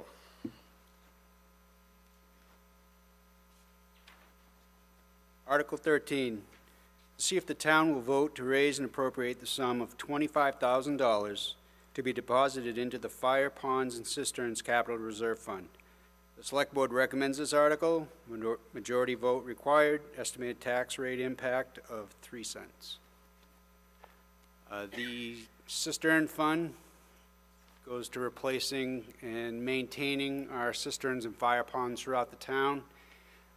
That system currently represents easily over 95% of our firefighting water supply for the town of Lee. As you know, we don't have a municipal water system, although there was, the work coming up Route 4 corridor certainly helps, but the rest of the town is supplied by ponds and cisterns, and like everything else, they require maintenance. We just this week repaired a cistern up on Elder Osborne that's been out of service for a while, and so that money does get used, and it is expensive to do that work. So, Thank you. Okay, we're going to open the floor for discussion of Article 13.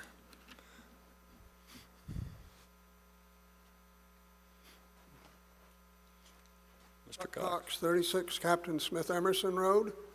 I certainly approve that this is something that's important. I think the thing that I'm concerned about is that we have systems that are not maintained.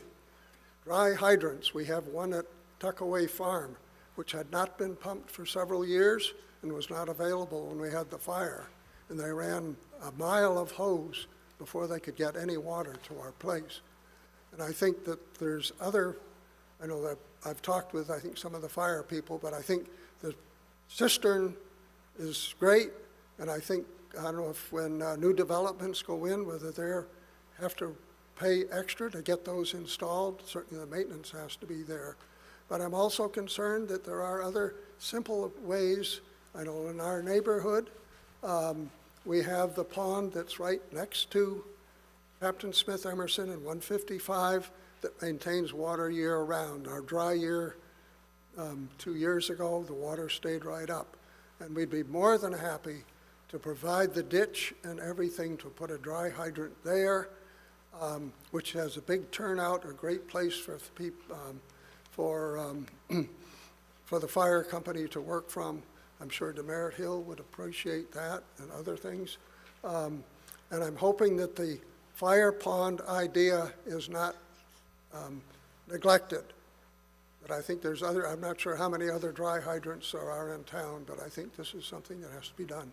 And so I'm, speak from personal experience and just hope that we look at all things and not just at this relying on cisterns and maintaining those, because those you have to, they can fail and you've got to keep them full of water.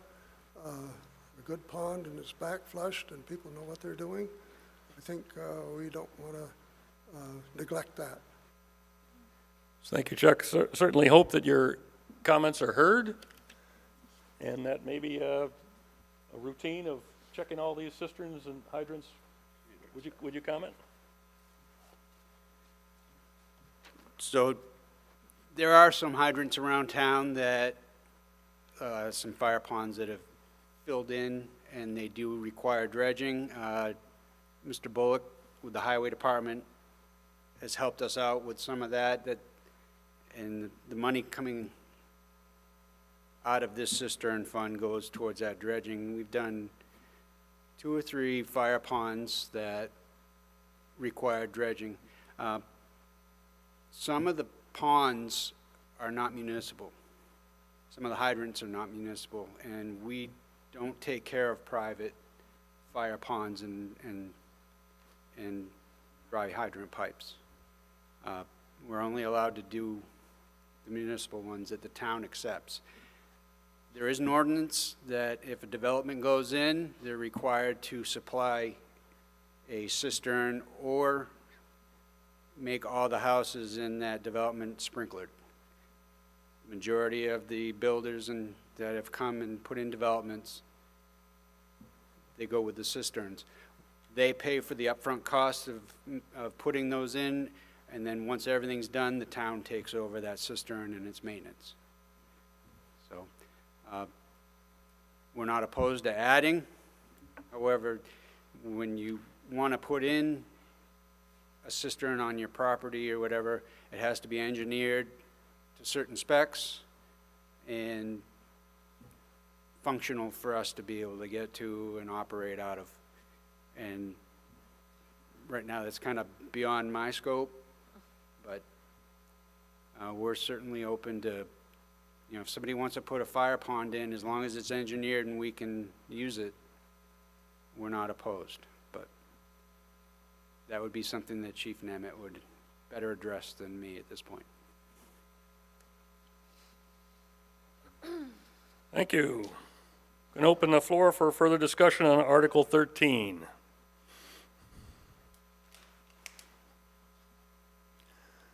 Hearing no further discussion of Article 13, we're going to ask that Article 13 is passed to the official ballot as is.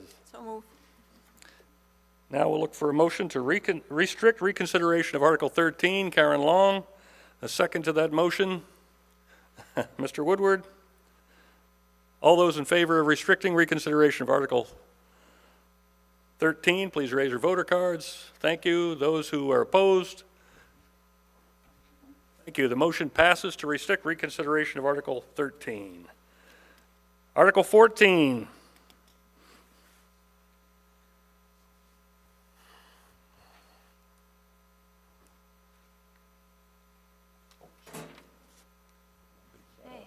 Article 14, to see if the town will vote to raise and appropriate the sum of $20,000 to be deposited into the Internal Service Expendable Trust Fund for accrued benefits. Select Board recommends this article, majority vote required, estimated tax rate impact of 3 cents.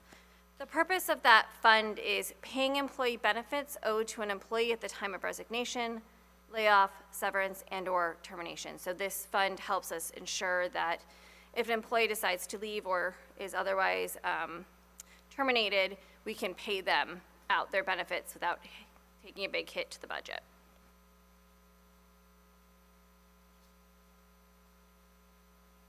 Thank you, Rebecca.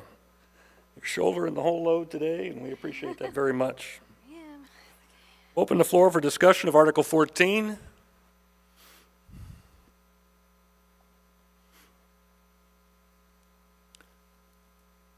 Hearing no further discussion of Article 14, we ask that Article 14 be passed to the official ballot as is. So moved.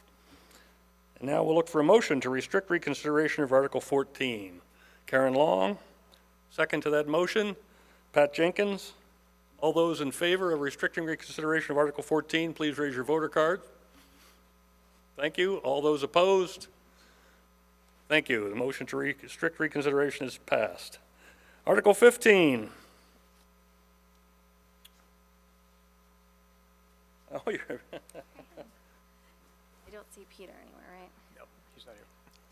All right, Article 15, to see if the town will vote to raise and appropriate the sum of $15,000 to be deposited into the Cemetery Fencing Capital Reserve Fund. Select Board recommends this article, majority vote required, with an estimated tax rate impact of 2 cents. We own a number of cemeteries that the town is responsible for taking care of, and a number of them need new fencing. So we're trying to, again, save little bits so we can replace the fencing without taking a hit in one particular year.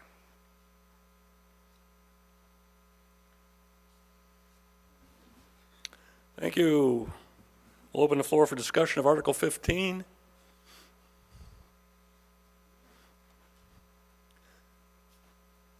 I mean, you're not getting closer to using one of those cemeteries, I hope. Right, no, I hope not. I hope so, too. And, yeah, I just can't pass up the humorous part of this thing. Why do we need a fence around the cemetery? There's no one wants to get in, and no one can come out. So why? I guess there must be some regulations and I believe stuff the that boars want say to that. go in. Yeah, Yes, the boars. but I think people should think about that. There also has to be a place where Warren Hatch stops mowing. You know, we just don't want to have to mow the whole town. I see him out there with our cemeteries are in great shape in this town. They look like golf courses, and I really commend any of you out there who worked on this stuff in the past. Further comments about Article 15? Answer that we do have requirement defense. Hearing no further discussion of Article 15, I'll ask that Article 15 be passed as is to the official ballot. So moved.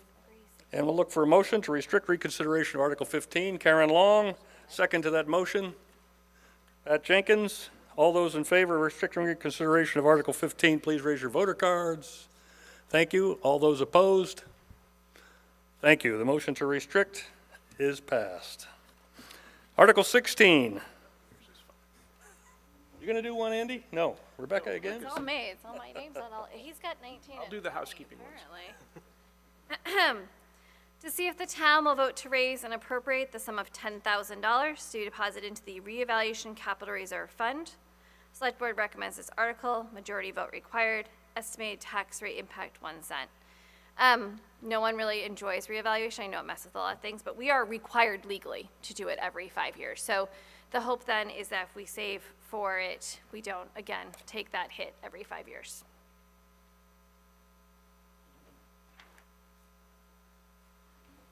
Thank you. We'll open the floor to discussion of Article 16.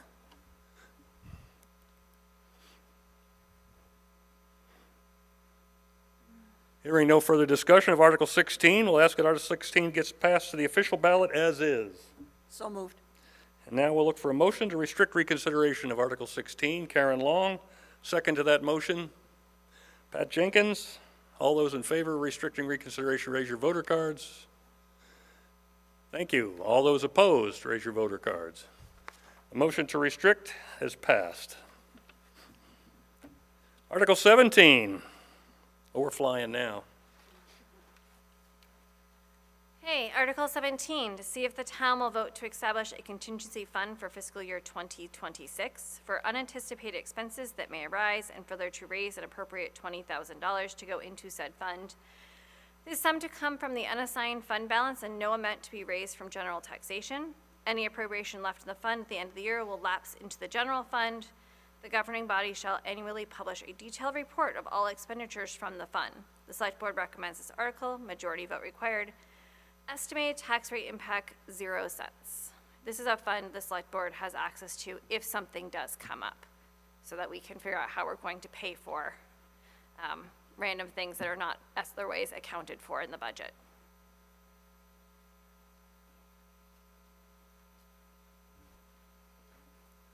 Thank you. We'll open the floor for discussion of Article 17.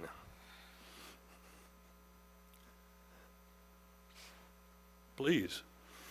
Chris Regan, sorry, 19 Earl Drive, Chris Regan. You get that? Sorry. Try, your name again, please. Chris Regan. Chris Regan, sorry. Thank you. Just a question, where is that report provided that tells you what happened in the fund in the year? We would have it in the administrator's office and can make it available. Do you typically put that in the, it's in the annual report as well. Oh, it's in the annual report. Okay, thank you.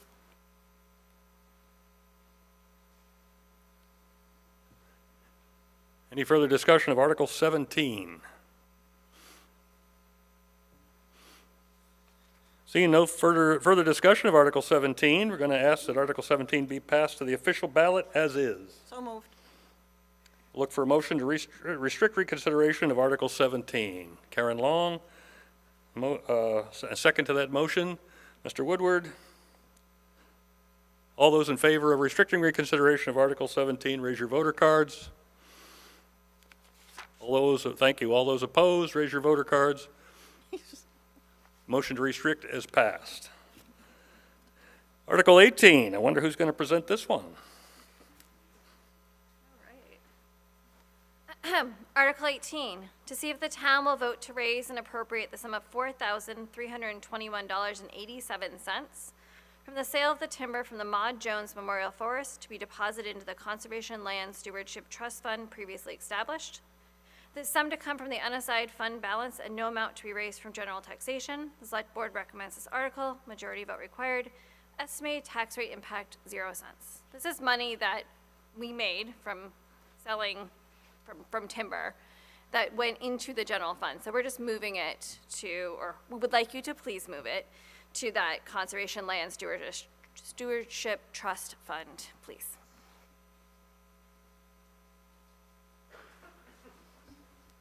Thank you. We'll open the floor for discussion of Article 18.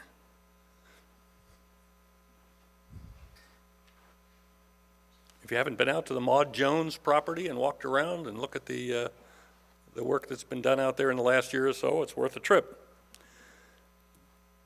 Further discussion of Article 18. Hearing no further discussion of Article 18, we'll ask that Article 18 be passed to the official ballot as is. So moved.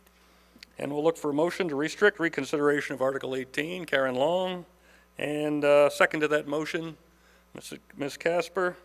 And so all those in favor of restricting reconsideration of Article 18, please raise your voter card. Thank you. All those opposed? Thank you. The motion to restrict is passed. Okay, Article 19. A fresh face. The next two warrant articles are both housekeeping warrant articles, essentially.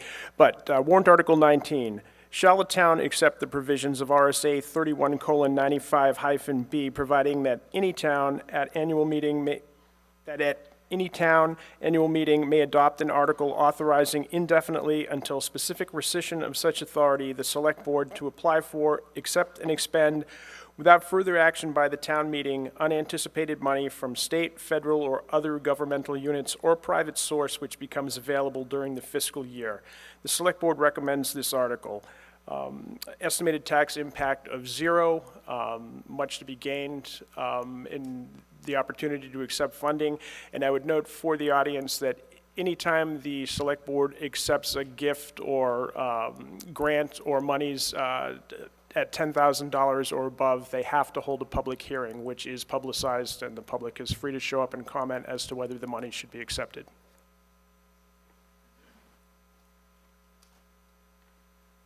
Thank you. We'll open the floor for discussion of Article 19. We should move the microphone over closer for your injury. That's okay. But thank you for the thought. Jennifer Messiter, 147 Wildley Falls Road. Just curious if there are any unanticipated funds on the radar that might come, or truly unanticipated? To my knowledge, there are no specific funding opportunities that we are not anticipating. We are, at present, there are some grants being talked about, but beyond the solar grant that's been discussed here today and those tax credits, I'm aware of nothing specific. Okay, thank you. Does the town ever buy lottery tickets? We do not.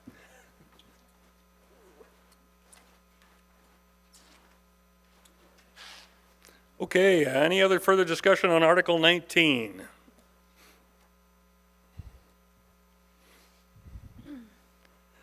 Hearing no further discussion on Article 19, we're going to ask that Article 19 is passed as is to the official ballot. Looking for a motion to restrict reconsideration of Article 19. Second?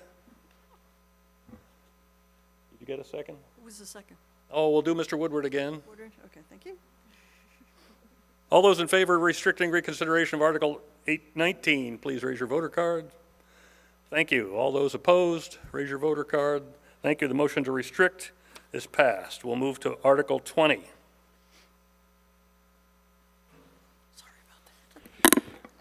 Article 20, to see if the town will vote to adopt RSA 41:14-A to allow the select board to acquire or sell land, buildings, or both, provided, however, they shall first submit any such proposed acquisition or sale to the planning board and to the Conservation Commission for review and recommendation by those bodies. This article will remain in effect until rescinded by majority vote. The select board recommends this article. And I would note that many in the town were under the belief that Lee had adopted RSA 41:14-A some years ago. I double-checked with the New Hampshire Department of Revenue Administration, who keeps track of the passage of 4114, and they could find no record that Lee had ever actually passed it. So that's why it's on the warrant this year, to make sure that we're operating in good faith. Thank you. We'll open the floor for discussion of Article 20. Please.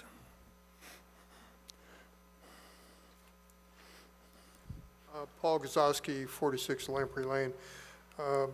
Is this particular warrant article similar to the previous one in that there's a threshold of $10,000 involved? Is there a threshold at which any transaction would come before the town at large?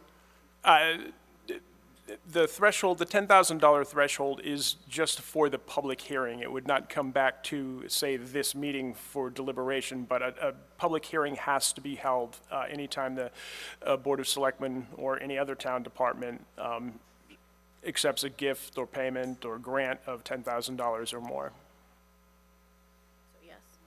This essentially, the purpose of this article and the language in the article is prescribed by RSA. It's an exact copy of what the Department of Revenue Administration recommends you use. The purpose of this is to allow the Board of Selectmen to sell property, to accept property without having to put it on the warrant. So they're able to act with some speed and agility if an opportunity presents itself.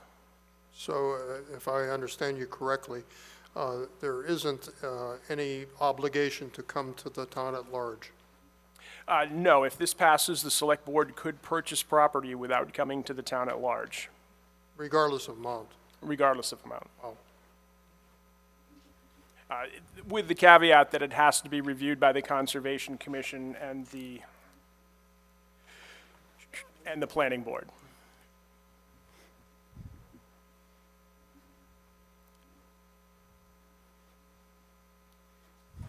Jennifer Messiter, 147 Wadley Falls Road. And given that Conservation Commission meetings, anyway, are public, I'm assuming Planning Board also, that the public would be able to attend those and comment as well, even if it doesn't come here to the town.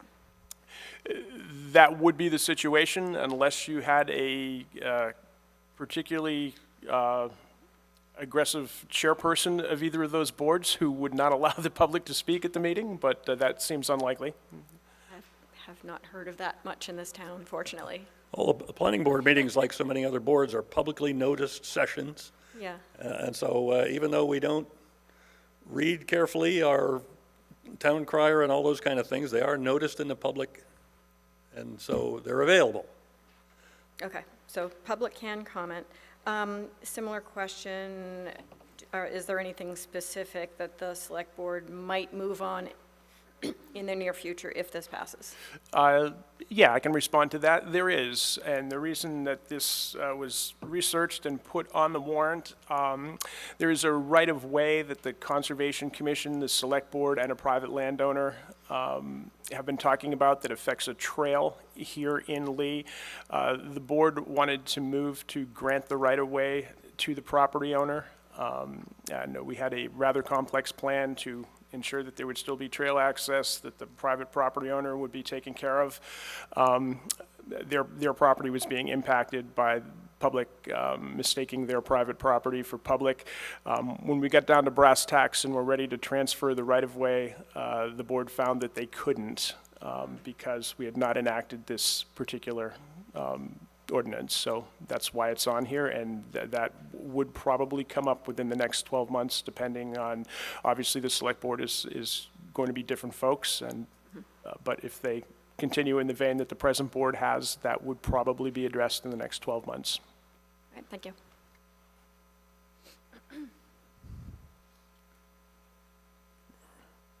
Further discussion of Article 20.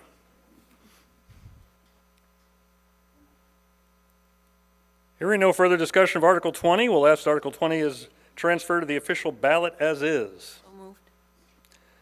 We'll look for a motion to restrict reconsideration of Article 20. Mr. Woodward, second. Ms. Casper. All those in favor of restricting reconsideration of Article 20, please raise your voter card. Thank you. All those opposed? Thank you. The motion to restrict is passed. Article 21.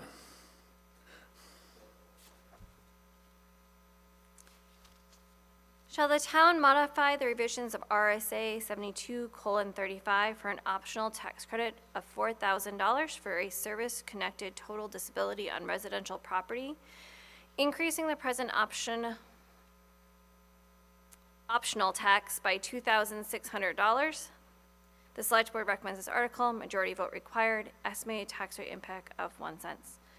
This is a tax credit that some of our military can take advantage of. It currently exists. We're just increasing the amount.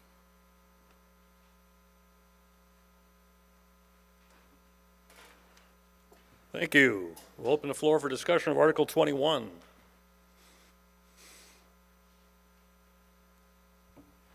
going to sit in this first seat. I needed a prop. Jennifer Messiter, 147 Wadley Falls Road. So let's see, if I'm doing my math correctly, we want it to be 4,000. So it's currently 1,400, and it would be going to 4,000. You already answered my question that this is military service connected. The rest is proofreading. Apologies again. I had to read this one twice because it sounded like the total disability occurred on residential property, and that didn't make sense. So I think I'm going to recommend an amendment. So blah, blah, blah, to modify the provisions of RSA 7235 for an optional residential property tax credit of $4,000 for Are you prepared to put that in writing? I am Submit it prepared to our town clerk? unless this wording is required. I would note that this was copied directly from the RSA. It has enabling language. I don't think that that changes the intent I don't to think any it degree. changes It the just intent. clarifies. You may also want to add after optional tax credit. And I believe that was a cut and paste error on the town administrator's part. Oh. That credit is missing. Yes, I do see that now. You're proofreading the proofreader. Good job. So yeah, I'm prepared to put that in writing as long as it doesn't change the intent. This is a residential property tax credit, not an injury that occurs on residential property. To my mind, it wouldn't change the intent. I don't know what the moderator feels. I'll allow it. Okay. So if you would please work on writing that up for us while we entertain other discussion about Article 21. Mr. Moderator? Yeah. I would note that this was brought to the board by a Lee resident who is a totally disabled veteran, and this is the maximum amount allowed under the Department of Revenue guidelines for tax credits for disabled veterans. Thank you. Any other questions or comments about Article 21 while we wait for the amendment wording to appear?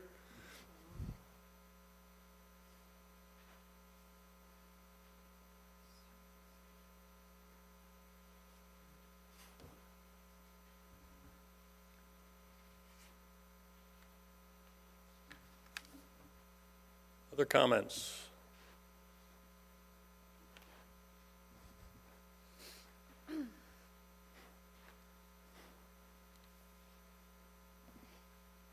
Oh, she's writing a lot of stuff. You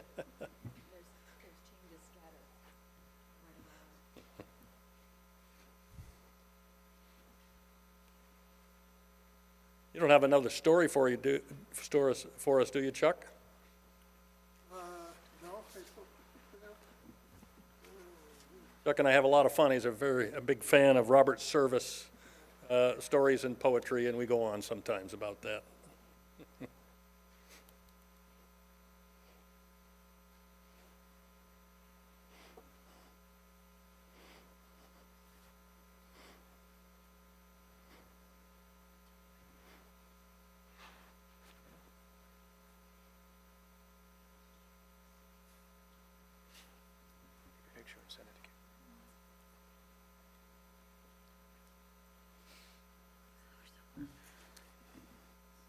How much snow did you get over at your place?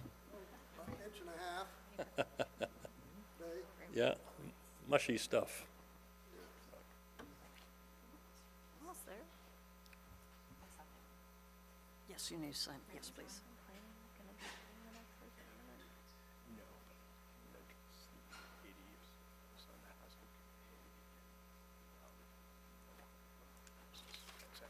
Thank you so much.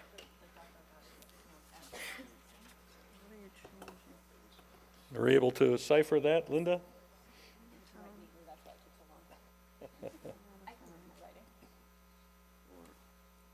So you're taking out service-connected total disability. Or an optional. Service-connected. All right, so you're just rearranging the words.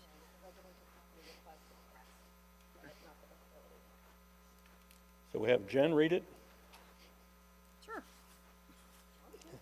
Please do.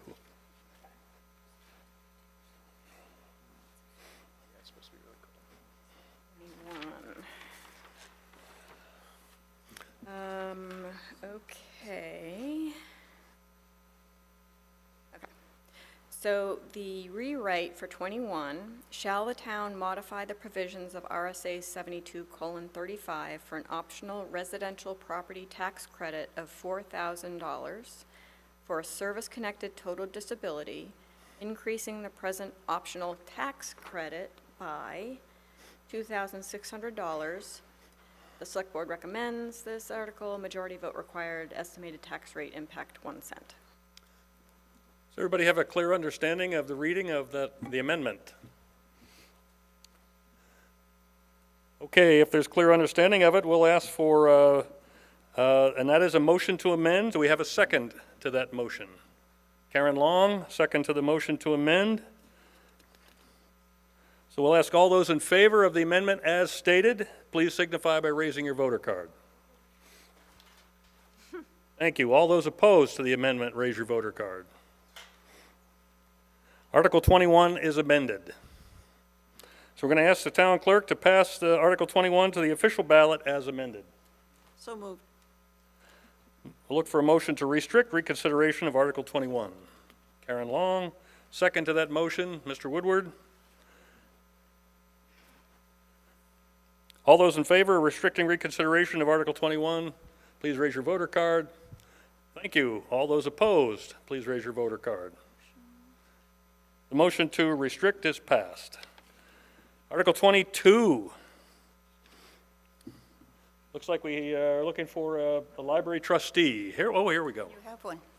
Deborah Shanda, 18 Hill Farm Road. To see if the town will vote to raise and appropriate the sum of $50,000 to be deposited into the Lee Library Building Capital Reserve Fund. The Select Board does not recommend this article. Majority vote required. Estimated tax rate impact of 7 cents. The purpose of this request is to add to the existing fund in order to build, to increase the funds to build a multi-use vestibule, an ADA entrance, and landscaping to the left of the building. Okay, we'll stand by the microphone in case there are any questions about this article. We'll now open the floor for discussion of Article 22.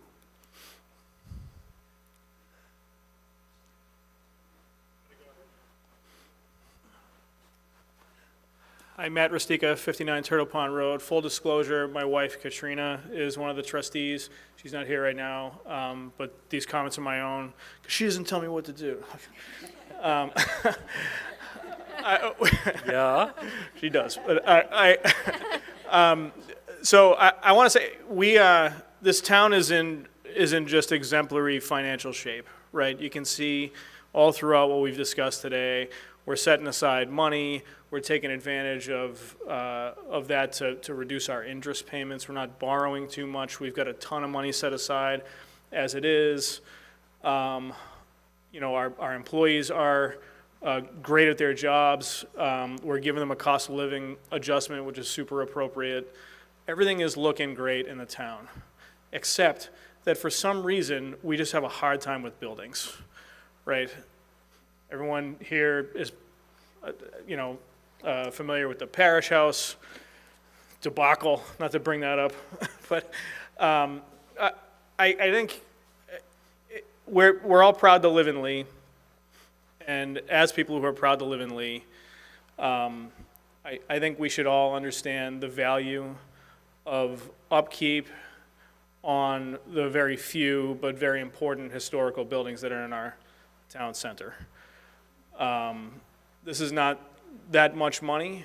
It's not a huge cost for town pride. If anything, it should be more to me. We know that the new library after its renovations looks amazing. And in fact, usage of the library has been increasing year over year for some time. So I think this is the type of thing that is a positive investment in something that we can be proud of as a town.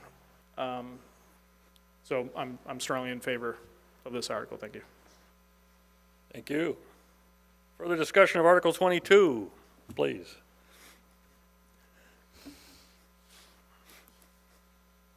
John Tappan, 187 Stepping Stones Road. So in the fund right now is $150,000.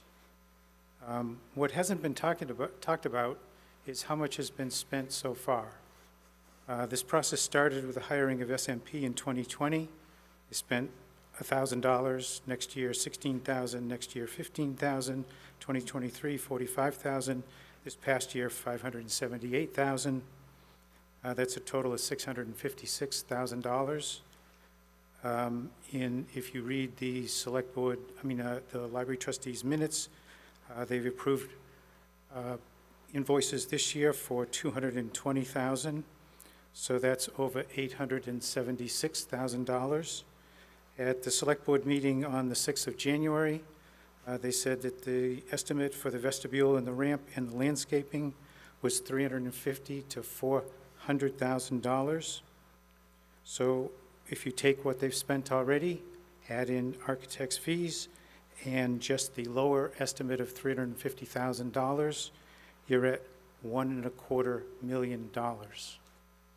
And so looking at this, you should be looking at it in terms of what has already been spent, and is this our highest priority in town? We are still renting an office building. We have a town hall, which is in bad shape and needs critical repairs. And I don't think that this is our highest priority. Thank you.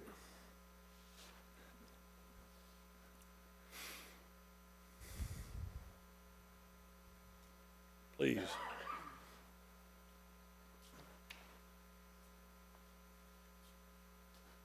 I think the Could you please name and address? Chuck Cox, 36 Captain Smith Emerson. I've been very appreciative of what the library has done and the staff there. I think this is one thing that's pulling the town together. And I think the support we can give to the library is very important.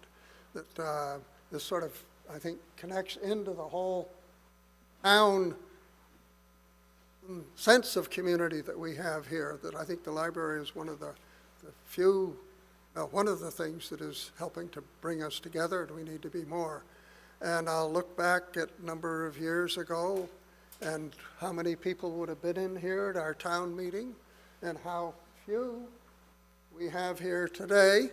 And I think this was certainly talked way back then, and I think some of the proponents, at least I know one, who very much pushed for going to an SB2 is not here today even. We need to do whatever we can to get the town together and have discussions and get to know each other and share our ideas. And I think the library is one of the ones that's doing this probably more than anything else. And, you know, with their soup socials and other activities that they have there, their support of the backyard farming initiative and other things that I think we need to take this into account. They're the ones that are using the old town hall and would love to see that money's going into bringing that up so it can be used more as well. So I think we need to do whatever we can to support better sense of community, and I think the Sustainability Ag Commission and others, we keep hearing this, that we've got to do the community support and stuff with our Lee Fair and the 250th we had for the town and the 250th coming for the nation, that these are important things that we work together on. Thank you. Any other comments or discussion on Article 22, please?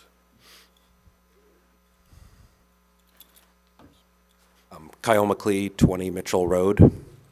I'm just going to speak and say that I support the library and making the library more central in town. There may be financial questions about things, but I think we should let the voters decide. So that's why I support passing this, because it was submitted by petition, and there are a number of townsfolk who think we should be voting on this. So that's my comment. Thank you. Other comments or discussion on Article 22? Hearing no further discussion on Article 22, we'll ask that Article 22 is passed as is to the official ballot. So moved. And we'll look for a motion to restrict your consideration of Article 22. And Ms. Casper. And a second to that motion, Mr. Woodward. All those in favor of restricting reconsideration to Article 22, please raise your voter card. Thank you. All those opposed, raise your voter card. The motion to restrict reconsideration is passed, and I'm really tired of saying that all the time.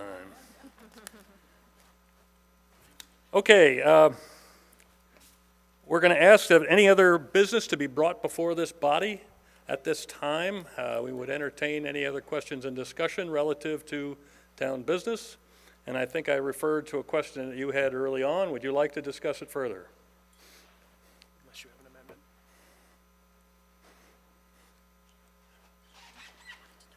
Yolanda Cheney, 23 Riverside Farm Drive in Lee. And I had brought up why the two warrants on ADUs hasn't been, we can't discuss it here. And I believe you said that it's because it's an RSA. Yeah, my comment was you can't change the language, you can't amend the warrant article. The moderator allows you to discuss it. Yeah, I mean, if you're comfortable, we could read through it, and if you had comments about it, we could certainly make them, but we can't change that article. Right, so we could do what? We can read it for you publicly, and if you had a comment about it, you could make a comment about it. Well, my comment is just that I feel that we didn't have enough public input into that, and I'm concerned about the impact it's going to have to our aquifers, the wells, especially in my area where I live, and also over development. And there's a lot of questions I have with the actual, size of these ADUs, what they're going to be made of. So yeah, why don't you read it?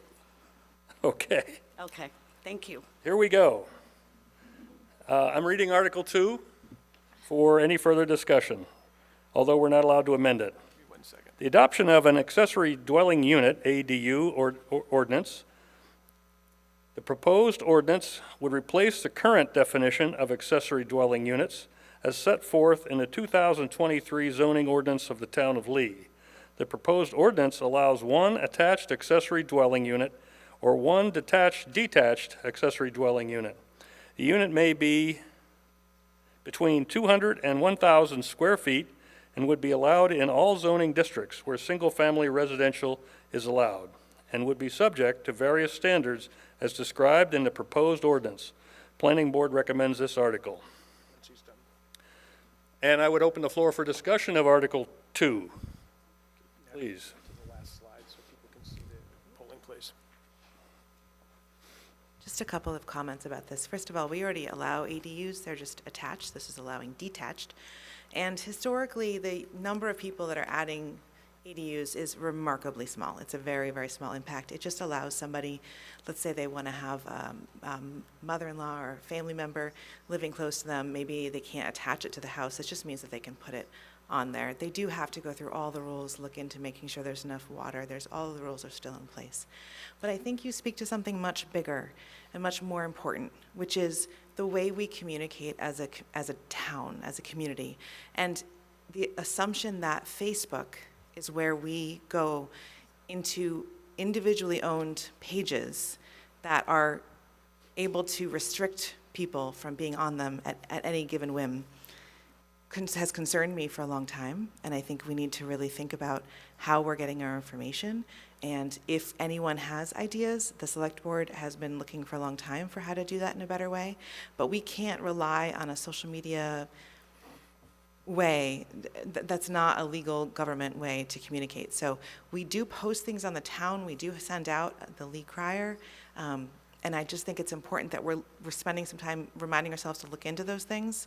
And to not rely on Facebook, because a lot of people are leaving Facebook for other reasons, and I'd hate for us to think that the only way we're talking to each other is through that. Again, a reason the library is so important, so we are hearing about things that are going on. Thank you. Just to summarize, we typically, the public sessions of the Planning Board are posted on our Lee Crier site and also on our town website. Right. And also, we have to put a piece of paper on a bulletin board.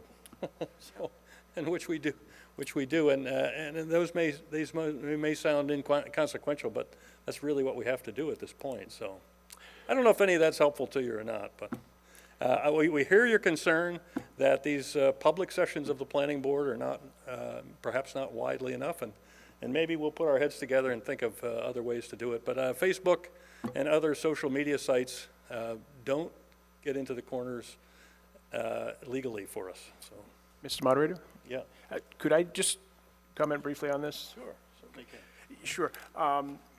Warrant Article 2 and 3, as the prior speaker acknowledged, came as a result of the Affordable Housing Committee that was started about 18 months ago, maybe not quite 2 years ago, in Lee. The Affordable Housing Committee met a number of times, actually, in conjunction with the Planning Board, applied for a grant that brought consultants into the community to make recommendations, to review our zoning ordinances that we had on file, to take a look at the demographics in the community, and come forward with some recommendations. One of the recommendations that the consultants brought to the Planning Board, they also shared this with the Affordable Housing Committee, was that you might want to loosen your additional dwelling unit, the ADU zoning regulations in town.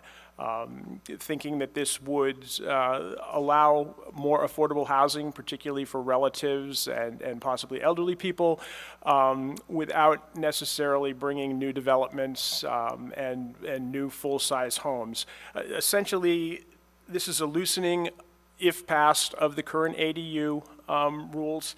The present policy in place for Lee requires that ADUs be attached